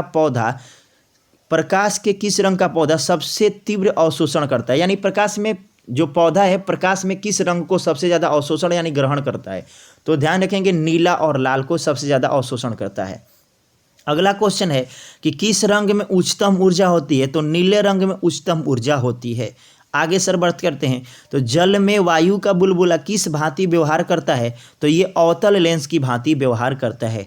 अगला क्वेश्चन है कि ऑप्टिकल फाइबर किस सिद्धांत पर वर्क करती है, तो ऑप्टिकल फाइबर पूर्ण आंतरिक परावर्तन के सिद्धांत पे वर्क करती है। अगला क्वेश्चन है सर कि श्वेत प्रकाश को नली में कैसे उत्पन्न किया जाता है, तो नली में उत्पन्न करने के लिए सर तंतु को गर्म करके उत्पन्न किया जाता है। आइए बढ़ते हैं अगले क्वेश्चन पे। अगला क्वेश्चन है कि हमें वास्तविक सूर्योदय से कुछ मिनट पहले ही सूर्य का दिखाई देना किस गुण के कारण संभव है, ये अपवर्तन के कारण संभव है। अगला क्वेश्चन है, टॉपिक लंबे हैं इसलिए लंबे क्वेश्चन जाएंगे, मैं छोड़ नहीं सकता हूँ, हर क्वेश्चन उतना ही महत्वपूर्ण है। 22 जून की दोपहर में छाया कैसी बनेगी, तो 22 जून की दोपहर में जो छाया है वो सबसे छोटी बनेगी। अगला क्वेश्चन है कि तरन ताल वास्तविक ताल से गहरा दिखाई देता है, कम गहरा दिखाई देता है, इसका साइंटिफिक रीजन क्या है सर, साइंटिफिक रीजन है अपवर्तन। आगे चलते हैं, कपड़े को धोते समय हम नील का प्रयोग करते हैं, क्योंकि सर सही वर्ण संयोजन का काम करता है, ध्यान रखेंगे सही वर्ण संयोजन का काम करता है। अगला क्वेश्चन है कि पीले रंग का पूरक रंग कौन है, तो पीले रंग का पूरक है नीला रंग पूरक है। आगे बढ़ते हैं सर क्वेश्चन पे। क्वेश्चन ये दिया गया है, क्वेश्चन का पहले टॉपिक समझ लेते हैं, टॉपिक क्या रहा है, स्थिर विद्युत विद्युत धारा या विद्युत ये टॉपिक का नाम है। ठीक है, चलिए आगे क्वेश्चन कर रहा है। पहला क्वेश्चन कर रहा है सर कि जब कांच की छड़ को रेशम से रगड़ा जाता है तो छड़ पर क्या प्रभाव पड़ेगा? तो छड़ सर हो जाता है धनावेशित हो जाता है। अगला क्वेश्चन है कि दो विद्युत आवेश के बीच लगने वाले बल किससे संबंधित है? तो लगने वाले बल जो है वो कूलॉम के नियम से संबंधित है। अगला क्वेश्चन है कि यदि दो विद्युत आवेशों के मध्य दूरी को आधा कर दिया जाए तो उनके मध्य विद्युत बल का मान क्या हो जाएगा? विद्युत बल का मान चौगुना हो जाएगा। आगे समान प्रकार के आवेश में क्या होता है? तो समान प्रकार के आवेश में विकर्षण होता है। आगे क्वेश्चन है कि जब एवोनाइट की छड़ को बिल्ली की खाल से रगड़ते हैं तो एवोनाइट की छड़ पर क्या प्रभाव पड़ता है? तो एवोनाइट की छड़ सर धनावेशित हो जाती है। चलिए आगे बढ़ जाते हैं सर। क्वेश्चन ये है कि यदि आप कार से जा रहे हैं, यदि आसमान से बिजली गिरने वाली है तो सुरक्षित रहने के लिए आप क्या करेंगे? तो कार की खिड़कियां को जल्दी से बंद कर लेंगे, तो आप आई थिंक सुरक्षित रह सकते हैं। ठीक ना, चलिए आगे बढ़ते हैं। क्वेश्चन को अति चालक का लक्षण क्या है? तो अति चालक का जो लक्षण है वो उच्च पारगम्यता है। क्या है सर? उच्च पारगम्यता ये लक्षण है। आगे बढ़ते हैं। दो स्थिर आवेशों के बीच लगने वाला बल उनकी मात्राओं के गुणनफल के व्युत्क्रमानुपाती तथा उनकी बीच के दूरी के वर्गानुपाती होता है। यह नियम किसका है? कूलॉम का नियम है। किसका नियम है सर? कूलॉम का नियम है, ध्यान रखेंगे। धातु में विद्युत की सुचालकता क्या होती है? धातु में विद्युत की सुचालकता क्या होती है सर? उनमें इलेक्ट्रॉन मुक्त होते हैं। क्या होते हैं सर? उनमें इलेक्ट्रॉन मुक्त होते हैं। आगे विद्युत का कौन सा पदार्थ सबसे अच्छा चालक है? तो सबसे अच्छा चालक कौन सा है सर? चांदी है। चलिए आगे बढ़ जाते हैं क्वेश्चन में। क्वेश्चन बोल रहा है कि तांबे को मुख्य रूप से विद्युत चालन के लिए प्रयोग किया जाता है। क्यों? क्योंकि इसमें जो होता है विद्युत प्रतिरोधकता निम्न होती है। क्या होती है सर? विद्युत प्रतिरोधकता निम्न होती है। अगला क्वेश्चन है कि एम्पियर किसका मात्रक है? तो एम्पियर विद्युत धारा का मात्रक होता है। अगला क्वेश्चन है कि प्रत्यावर्ती धारा को दिष्ट धारा में कौन परिवर्तित करता है? तो रेक्टिफायर। ध्यान रखेंगे, प्रत्यावर्ती धारा को दिष्ट धारा में कौन परिवर्तित करता है? तो रेक्टिफायर परिवर्तित करता है। अगला क्वेश्चन है कि विद्युत उपकरण में अर्थ का उपयोग क्यों किया जाता है? जो अर्थिंग लगाते हैं उसका प्रयोग क्यों किया जाता है? तो उसका प्रयोग सुरक्षा के दृष्टिकोण से किया जाता है।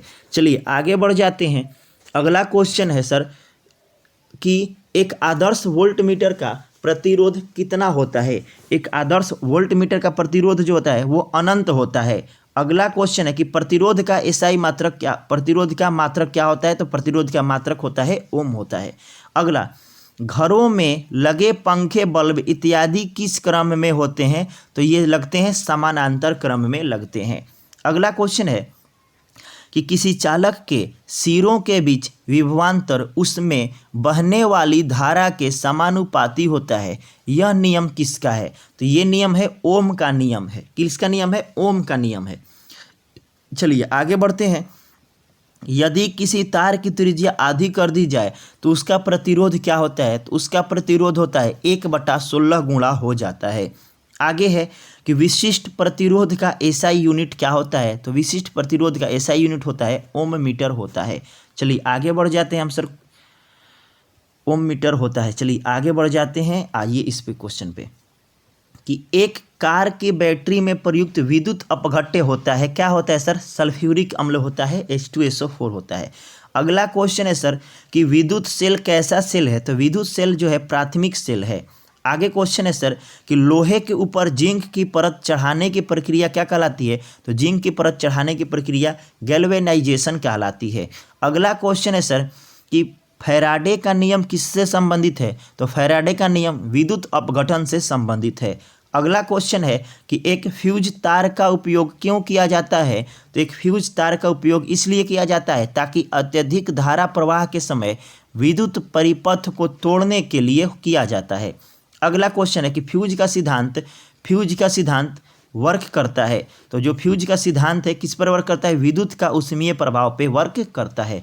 चलिए आगे बढ़ जाते हैं क्वेश्चन पे। ये रहा क्वेश्चन। चलिए कि आमतौर पे सुरक्षा फ्यूज लगाने के लिए प्रयोग किया जाने वाला तार का प्रयोग बना होता है। तार का जो प्रयोग किया जाता है वो किस पदार्थ का बना होता है? जो फ्यूज का तार लगाते हैं वो टीन एवं शीशा का बना होता है। किसका सर? टीन और शीशा का फ्यूज का तार बना होता है। ये फ्यूज नहीं होगा, फ्यूज होगा, ठीक ना। चलिए, बिजली के बल्ब का फिलामेंट किस तत्व का बना होता है? तो बिजली के बल्ब का फिलामेंट टंगस्टन का बना होता है। आगे, 100 यूनिट वाले 10 बल्ब प्रतिदिन 1 घंटे जलते हैं तो प्रतिदिन विद्युत ऊर्जा के उपयोग का मान क्या होगा? तो ध्यान रखेंगे सर, 100 गुणा 10 गुणा 1 हो जाएगा, तो 100 नहीं कितना हो जाएगा आपके पास? 1000 हो जाएगा। और 1000 वाट बराबर क्या होता है सर? 1 यूनिट होता है, ठीक ना। चलिए आगे बढ़ते हैं सर कि किलोवाट घंटा किसका मात्रक है? तो किलोवाट घंटा सर ऊर्जा का मात्रक होता है। तड़ित चालक की खोज किसने किया? तड़ित चालक की खोज बेंजामिन फ्रैंकलिन ने किया है। चलिए, तड़ित चालक किससे बनाए जाते हैं? तो तड़ित चालक जो है वो तांबा से बनाए जाते हैं। चलिए आगे बढ़ जाते हैं। क्वेश्चन ये है कि मानव शरीर शुष्क अवस्था के विद्युत प्रतिरोध के परिणाम की कोटि क्या होती है? तो विद्युत परिणाम की जो कोटि है वो थोड़ा सा मैं जूम कर दूं ताकि मैं विजिबल कर पाऊं। ये कितनी होती है? 10 के पावर 6 ओम होती है, ठीक ना। चलिए थोड़ा सा मिनिमाइज करके क्वेश्चन को छोटा कर देता हूं। जो क्वेश्चन है, विद्युत उत्पन्न करने के लिए कौन सी धातु उपयोग होता है? तो विद्युत उत्पन्न करने के लिए यूरेनियम धातु का प्रयोग होता है। आगे बढ़ जाते हैं क्वेश्चन पे कि माइका क्या है। अगले स्लाइड का क्वेश्चन ये है कि माइका क्या है। तो माइका जो है विद्युत और उष्मा दोनों का कुचालक होता है। ध्यान रखेंगे, कुचालक होता है, इलेक्ट्रॉन प्रवाह नहीं हो पाएगा। नेक्स्ट क्वेश्चन है कि एम्पियर से क्या मापा जाता है? एम्पियर से सर विद्युत धारा मापा जाता है।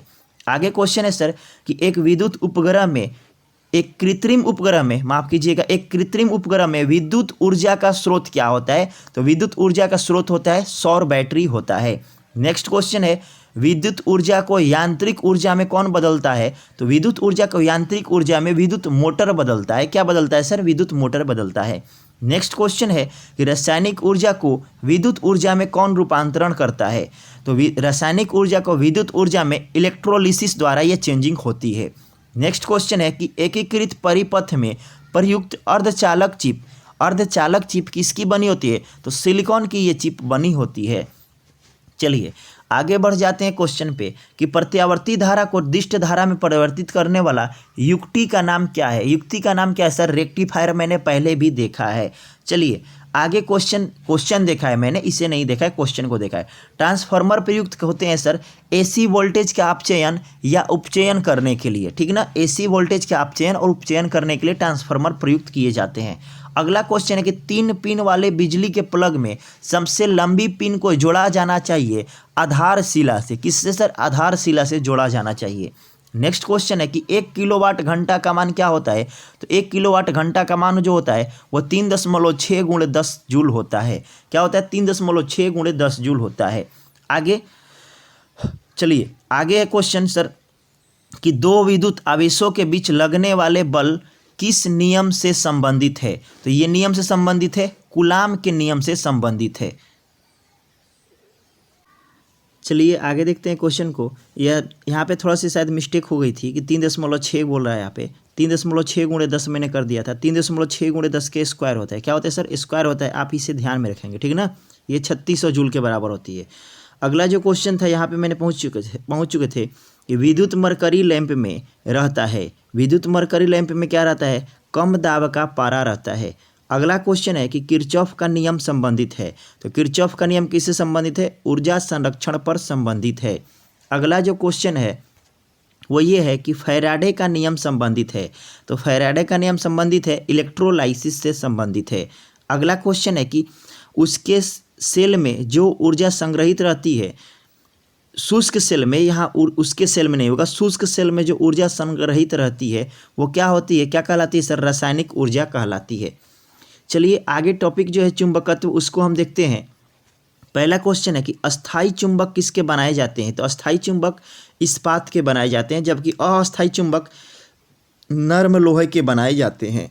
अगला क्वेश्चन है कि किसी चुंबक की आकर्षण शक्ति सबसे अधिक कहाँ होती है? तो इसकी आकर्षण शक्ति सबसे ज़्यादा दोनों किनारों पर होती है। कहाँ होती है सर? दोनों किनारों पर होती है। अगला क्वेश्चन है कि विद्युत क्षेत्र का मात्रक क्या होता है, तो विद्युत क्षेत्र का मात्रक गॉस होता है। अगले क्वेश्चन पे बढ़ते हैं हम। अगला क्वेश्चन है कि चुंबकीय फ्लक्स का मात्रक क्या होता है, तो चुंबकीय फ्लक्स का मात्रक सर होता है वेबर होता है। चलिए बढ़ते हैं अगले क्वेश्चन पे। अगला क्वेश्चन क्या करता है, थोड़ा सा मिनिमाइज कर दूं ताकि आपको विजिबल हो पाए सारी चीज़। चलिए क्वेश्चन ये बोल रहा है कि लौ चुंबकीय पदार्थ के भीतर परमाणु के असंख्य अति सूक्ष्म संरचनाओं को क्या कहा जाता है, तो डोमेन कहा जाता है। क्या कहा जाता है सर, डोमेन कहा जाता है। अगला कि एक डोमेन में परमाणु की संख्या क्या होती है, तो एक डोमेन में परमाणु की संख्या 10 के पावर 18 से 10 के पावर 21 तक होती है। अगला क्वेश्चन है कि अस्थायी चुंबक जिस पदार्थ का बना होता है वो क्या होता है, तो फेरामैग्नेटिक होता है। क्या होता है सर, फेरोमैग्नेटिक होता है। अगला क्वेश्चन, मुक्त रूप से निलंबित चुंबकीय सुई किस दिशा में टिकती है या लटकती है, तो उत्तर से दक्षिण की ओर में टिकती है या लटकती है। अगला क्वेश्चन है कि चुंबकीय कंपास की सुई किस ओर इंगित करती है, तो चुंबकीय कंपास की सुई उत्तर से दक्षिण की ओर इंगित करती है। अगला क्वेश्चन है कि चुंबकीय याम्योत्तर और भौगोलिक याम्योत्तर के बीच के कोण को क्या कहा जाता है, तो चुंबकीय दिक्पात कहा जाता है। चलिए बढ़ते हैं अगले क्वेश्चन पे। अगला क्वेश्चन ये है कि किसी विद्युत चुंबकीय पदार्थ को भी चुंबकीय किया जा सकता है। कैसे सर, तो गर्म करके या हथौड़ा से पीट करके हम कर सकते हैं चुंबकीय पदार्थ को, ठीक ना। चुंबकीय पदार्थ को भी चुंबकीय कर सकते हैं, अनुचुंबकीय पदार्थ को चुंबकीय कर सकते हैं। ध्यान दीजिएगा, टाइपिंग एरर है, अनुचुंबकीय पदार्थ को चुंबकीय कर सकते हैं, ठीक है। ध्यान रहेंगे, यहाँ पे छोटी सी एरर है कि किसी चुंबकीय पदार्थ को अनुचुंबकीय किया जा सकता है। यहाँ पे भी नहीं होगा, अनुचुंबकीय होगा। अनुचुंबकीय करने के लिए गर्म करके हथौड़ा से पीटकर हो जाता है। देखिए हम पढ़ रहे हैं यहाँ पे जो कर रहे हैं वो टाइपिंग एरर की वजह से थोड़ी बहुत मिस्टेक हो जा रही है, ठीक ना। चलिए आगे बढ़ जाते हैं कि विद्युत धारा का चुंबकीय प्रभाव सर्वप्रथम अवलोकित किया गया किस वैज्ञानिक के द्वारा, तो ऑर्स्टेड के द्वारा ये अवलोकित किया गया। अगला जो क्वेश्चन है कि ध्रुवों पर नमन कोण का मान कितना होता है, तो ध्रुव पर नमन कोण का मान 90 डिग्री होता है। अगला क्वेश्चन है कि मुक्त रूप से लटकी चुंबकीय सुई का अक्ष भौगोलिक अक्ष के साथ कितना कोण बनाती है, तो 18 डिग्री का कोण बनाती है। अगला क्वेश्चन है कि एक स्थिर चुंबक हमेशा क्या दर्शाता है, तो एक स्थिर चुंबक हमेशा उत्तर से उत्तर और दक्षिण से दक्षिण को दर्शाता है। चलिए आगे बढ़ जाते हैं हम। अब बढ़ जाते हैं हम आधुनिक भौतिकी के चैप्टर में। आधुनिक भौतिकी में पहला क्वेश्चन है कि परमाणु के नाभिक में होते हैं तो प्रोटॉन और न्यूट्रॉन होते हैं, जबकि इलेक्ट्रॉन क्या होता है सर, इलेक्ट्रॉन चक्कर काटता है, ठीक ना। नाभिक में कौन होते हैं, प्रोटॉन और न्यूट्रॉन होते हैं। न्यूट्रॉन की खोज किसी के द्वारा किया गया, तो न्यूट्रॉन का खोज चैडविक के द्वारा किया गया है। न्यूट्रॉन कैसा कौन है, नहीं कैसा कण है, तो न्यूट्रॉन एक अस्थायी कण है। अगला क्वेश्चन है कि परमाणु नाभिक के अवयव कौन कौन से हैं, तो परमाणु नाभिक के जो अवयव हैं वो प्रोटॉन और न्यूट्रॉन है। कौन कौन है सर, प्रोटॉन और न्यूट्रॉन है। अगला क्वेश्चन है कि जिस तत्व के परमाणु में 2 प्रोटॉन और 2 न्यूट्रॉन और 2 इलेक्ट्रॉन होते हैं उसका द्रव्यमान संख्या क्या होगा, तो उसका द्रव्यमान संख्या होता है 4। चूंकि P + N बराबर होता है मास ना, तो प्रोटॉन और न्यूट्रॉन कितने हैं, 2 प्रोटॉन 2 न्यूट्रॉन है, तो कितने हो जाएंगे, 2 और 2 मिला करके 4 हो जाएंगे। क्वेश्चन दिया कि नाभिक का आकार क्या होता है, तो नाभिक का आकार 10 के पावर -15 मीटर होता है, ठीक है। चलिए आगे देखते हैं क्वेश्चन को। क्वेश्चन ये बोल रहा है कि पॉजिट्रॉन की खोज किसके द्वारा किया गया, तो पॉजिट्रॉन की खोज एंडरसन के द्वारा किया गया है। अगला क्वेश्चन है कि हाइड्रोजन परमाणु के नाभिक में प्रोटॉन की संख्या कितनी होती है, तो हाइड्रोजन नाभिक में प्रोटॉन की संख्या 1 होती है। अगला क्वेश्चन, इलेक्ट्रॉन की खोज किसके द्वारा किया गया, तो इलेक्ट्रॉन की खोज जे थॉमसन के द्वारा किया गया है। नेक्स्ट क्वेश्चन है कि किसी तत्व की परमाणु संख्या होती है, तो किसी भी तत्व की परमाणु संख्या होती है नाभिक में उपस्थित प्रोटॉनों की संख्या के बराबर होती है। अगला क्वेश्चन पे बढ़ते हैं। तो इलेक्ट्रॉन वहन करता है, क्या वहन करता है सर, तो 1 यूनिट ऋणावेश ये वहन करता है, 1 यूनिट ऋणावेश। अगला क्वेश्चन है कि समस्थानिक परमाणुओं में होते हैं तो समस्थानिक में प्रोटॉन की संख्या समान होती है। अगला क्वेश्चन है कि आइसोटोप वह नाभिक है जिसमें प्रोटॉन की संख्या तो वही रहती है परंतु न्यूट्रॉन की संख्या क्या होती है, अलग अलग हो जाती है। आगे बढ़ते हैं क्वेश्चन पे कि ऐसे तत्व जिनमें इलेक्ट्रॉन की संख्या भिन्न भिन्न होती है परंतु परमाणु द्रव्यमान संख्या समान होती है उसे क्या कहा जाता है? समभारिक होता है। अगला क्वेश्चन है कि किस तत्व के समस्थानिक सर्वाधिक होते हैं? तो पोलोनियम के समस्थानिक सर्वाधिक होते हैं। चलिए आगे देखते हैं क्वेश्चन को। नेक्स्ट क्वेश्चन क्या है कि एक भारी नाभिक के दो हल्के नाभिक में टूटने की प्रक्रिया को क्या कहा जाता है? तो सर नाभिकीय विखंडन कहा जाता है। अगला क्वेश्चन है कि परमाणु बम किस सिद्धांत पर काम करता है? तो परमाणु बम जो है वो नाभिकीय विखंडन के सिद्धांत पर वर्क करता है। नेक्स्ट क्वेश्चन है कि हाइड्रोजन बम किस सिद्धांत पे काम करता है? तो ध्यान रखेंगे हाइड्रोजन नाभिकीय संलयन जबकि परमाणु बम नाभिकीय विखंडन पे काम करता है। अगला क्वेश्चन है कि सबसे पहले नाभिकीय रिएक्टर को किसके द्वारा बनाया गया था? तो एनरिको फर्मी के द्वारा बनाया गया था। अगला क्वेश्चन है कि सर्वप्रथम या सर्वप्राचीन सेल समूह की आंकी जाती है आयु की गणना कैसे की जाती है? तो पोटेशियम आर्गन विधि द्वारा यानी KAR विधि द्वारा पोटेशियम आर्गन विधि द्वारा गणना की जाती है किसी भी सेल यानी पत्थर की चट्टान की आयु की गणना। अगला है कि रेडियो सक्रिय पदार्थ उत्सर्जित करता है तो ये करता है तीनों कण करता है अल्फा बीटा और प्लस में गामा करता है। अगला क्वेश्चन कि सूर्य पर ऊर्जा का स्रोत होता है तो सूर्य में जो ऊर्जा का स्रोत होता है वो नाभिकीय संलयन होता है। चलिए आगे बढ़ जाते हैं क्वेश्चन पे। क्वेश्चन ये हिट कर रहा है सर कि नाभिकीय रिएक्टर में निर्माण में कौन सा अनिवार्य है? तो जर्कोनियम अनिवार्य है। आगे क्वेश्चन है कि कोबाल्ट 60 आमतौर पर विकिरण चिकित्सा में प्रयुक्त होता है क्यों? क्योंकि यह गामा किरण का उत्सर्जन करता है। किसका करता है सर? गामा किरण का उत्सर्जन करता है। अगला क्वेश्चन है कि परमाणु फाइल का प्रयोग कहाँ होता है? तो परमाणु फाइल का प्रयोग ताप नाभिकीय संलयन में होता है। नेक्स्ट क्वेश्चन है कि क्यूरी किसकी इकाई है? तो क्यूरी जो है वो रेडियो एक्टिव धर्मिता की इकाई है। क्यूरी रेडियो एक्टिव धर्मिता की इकाई है। अगला क्वेश्चन है कि नाभिकीय रिएक्टर में ऊर्जा उत्पन्न होती है तो नियंत्रित विखंडन के द्वारा ऊर्जा उत्पन्न होती है। नेक्स्ट क्वेश्चन है कि रेडियो कार्बन डेटिंग किसकी उम्र ज्ञात करने के लिए प्रयोग में लाया जाता है? तो जीवाश्मों की आयु ज्ञात करने के लिए लाया जाता है। नेक्स्ट क्वेश्चन है कि परमाणु रिएक्टर क्या है? तो परमाणु रिएक्टर सर भारी पानी का तालाब है। क्या है सर? भारी पानी के तालाब को परमाणु रिएक्टर बोला जाता है। आगे बढ़ जाएंगे कि पृथ्वी की आयु का निर्धारण किस विधि द्वारा किया जाता है? तो यूरेनियम विधि द्वारा किया जाता है जबकि जीवाश्म कार्बन डेटिंग की 14वीं पद्धति की जाती है। नेक्स्ट क्वेश्चन है कल्पक्कम के फास्ट ब्रीडर रिएक्टर में शीतलक के रूप में किसे प्रयोग में लाया जाता है? तो D2O यानी भारी जल को प्रयोग में लाया जाता है। चलिए बढ़ जाते हैं हम आगे क्वेश्चन अब क्या कर रहा है कि तारा जो है अपनी ऊर्जा प्राप्त करते हैं तो नाभिकीय संलयन और गुरुत्वीय संकुचन के माध्यम से अपना ऊर्जा प्राप्त करते हैं। नेक्स्ट क्वेश्चन है कि नाभिकीय रिएक्टर में भारी जल का प्रयोग किस रूप में किया जाता है? तो ध्यान रखेंगे भारी जल का प्रयोग मंदक के रूप में किया जाता है। नेक्स्ट क्वेश्चन है कि द्रव्यमान ऊर्जा संबंध किसका निष्कर्ष करता है? तो द्रव्यमान ऊर्जा का संबंध है वो सापेक्षता का सिद्धांत करता है। आप लोग कमेंट करके बताएंगे सापेक्षता का सिद्धांत किसके द्वारा किस वैज्ञानिक के द्वारा दिया गया। और फिजिक्स का लास्ट क्वेश्चन है ये कि एक प्रकाश विद्युत सेल परिवर्तित करता है। एक प्रकाश विद्युत सेल किसे परिवर्तित करता है? तो प्रकाश ऊर्जा को विद्युत ऊर्जा में चेंज करता है। तो फ्रेंड्स इसी के साथ मेरी फिजिक्स ख़त्म हो गई। आप लोग प्लीज़ एक कमेंट जरूर करके बताएंगे कि आपको नेक्स्ट किस टॉपिक की सर मैराथन क्लास चाहिए यानी पूर्ण वीडियो चाहिए, ठीक ना। अब देखिए वीडियो को एक बार सर कम से कम आप लोग लाइक कर दीजिएगा और कम से कम 5 मित्रों को सर इसे ज़रूर शेयर कीजिएगा।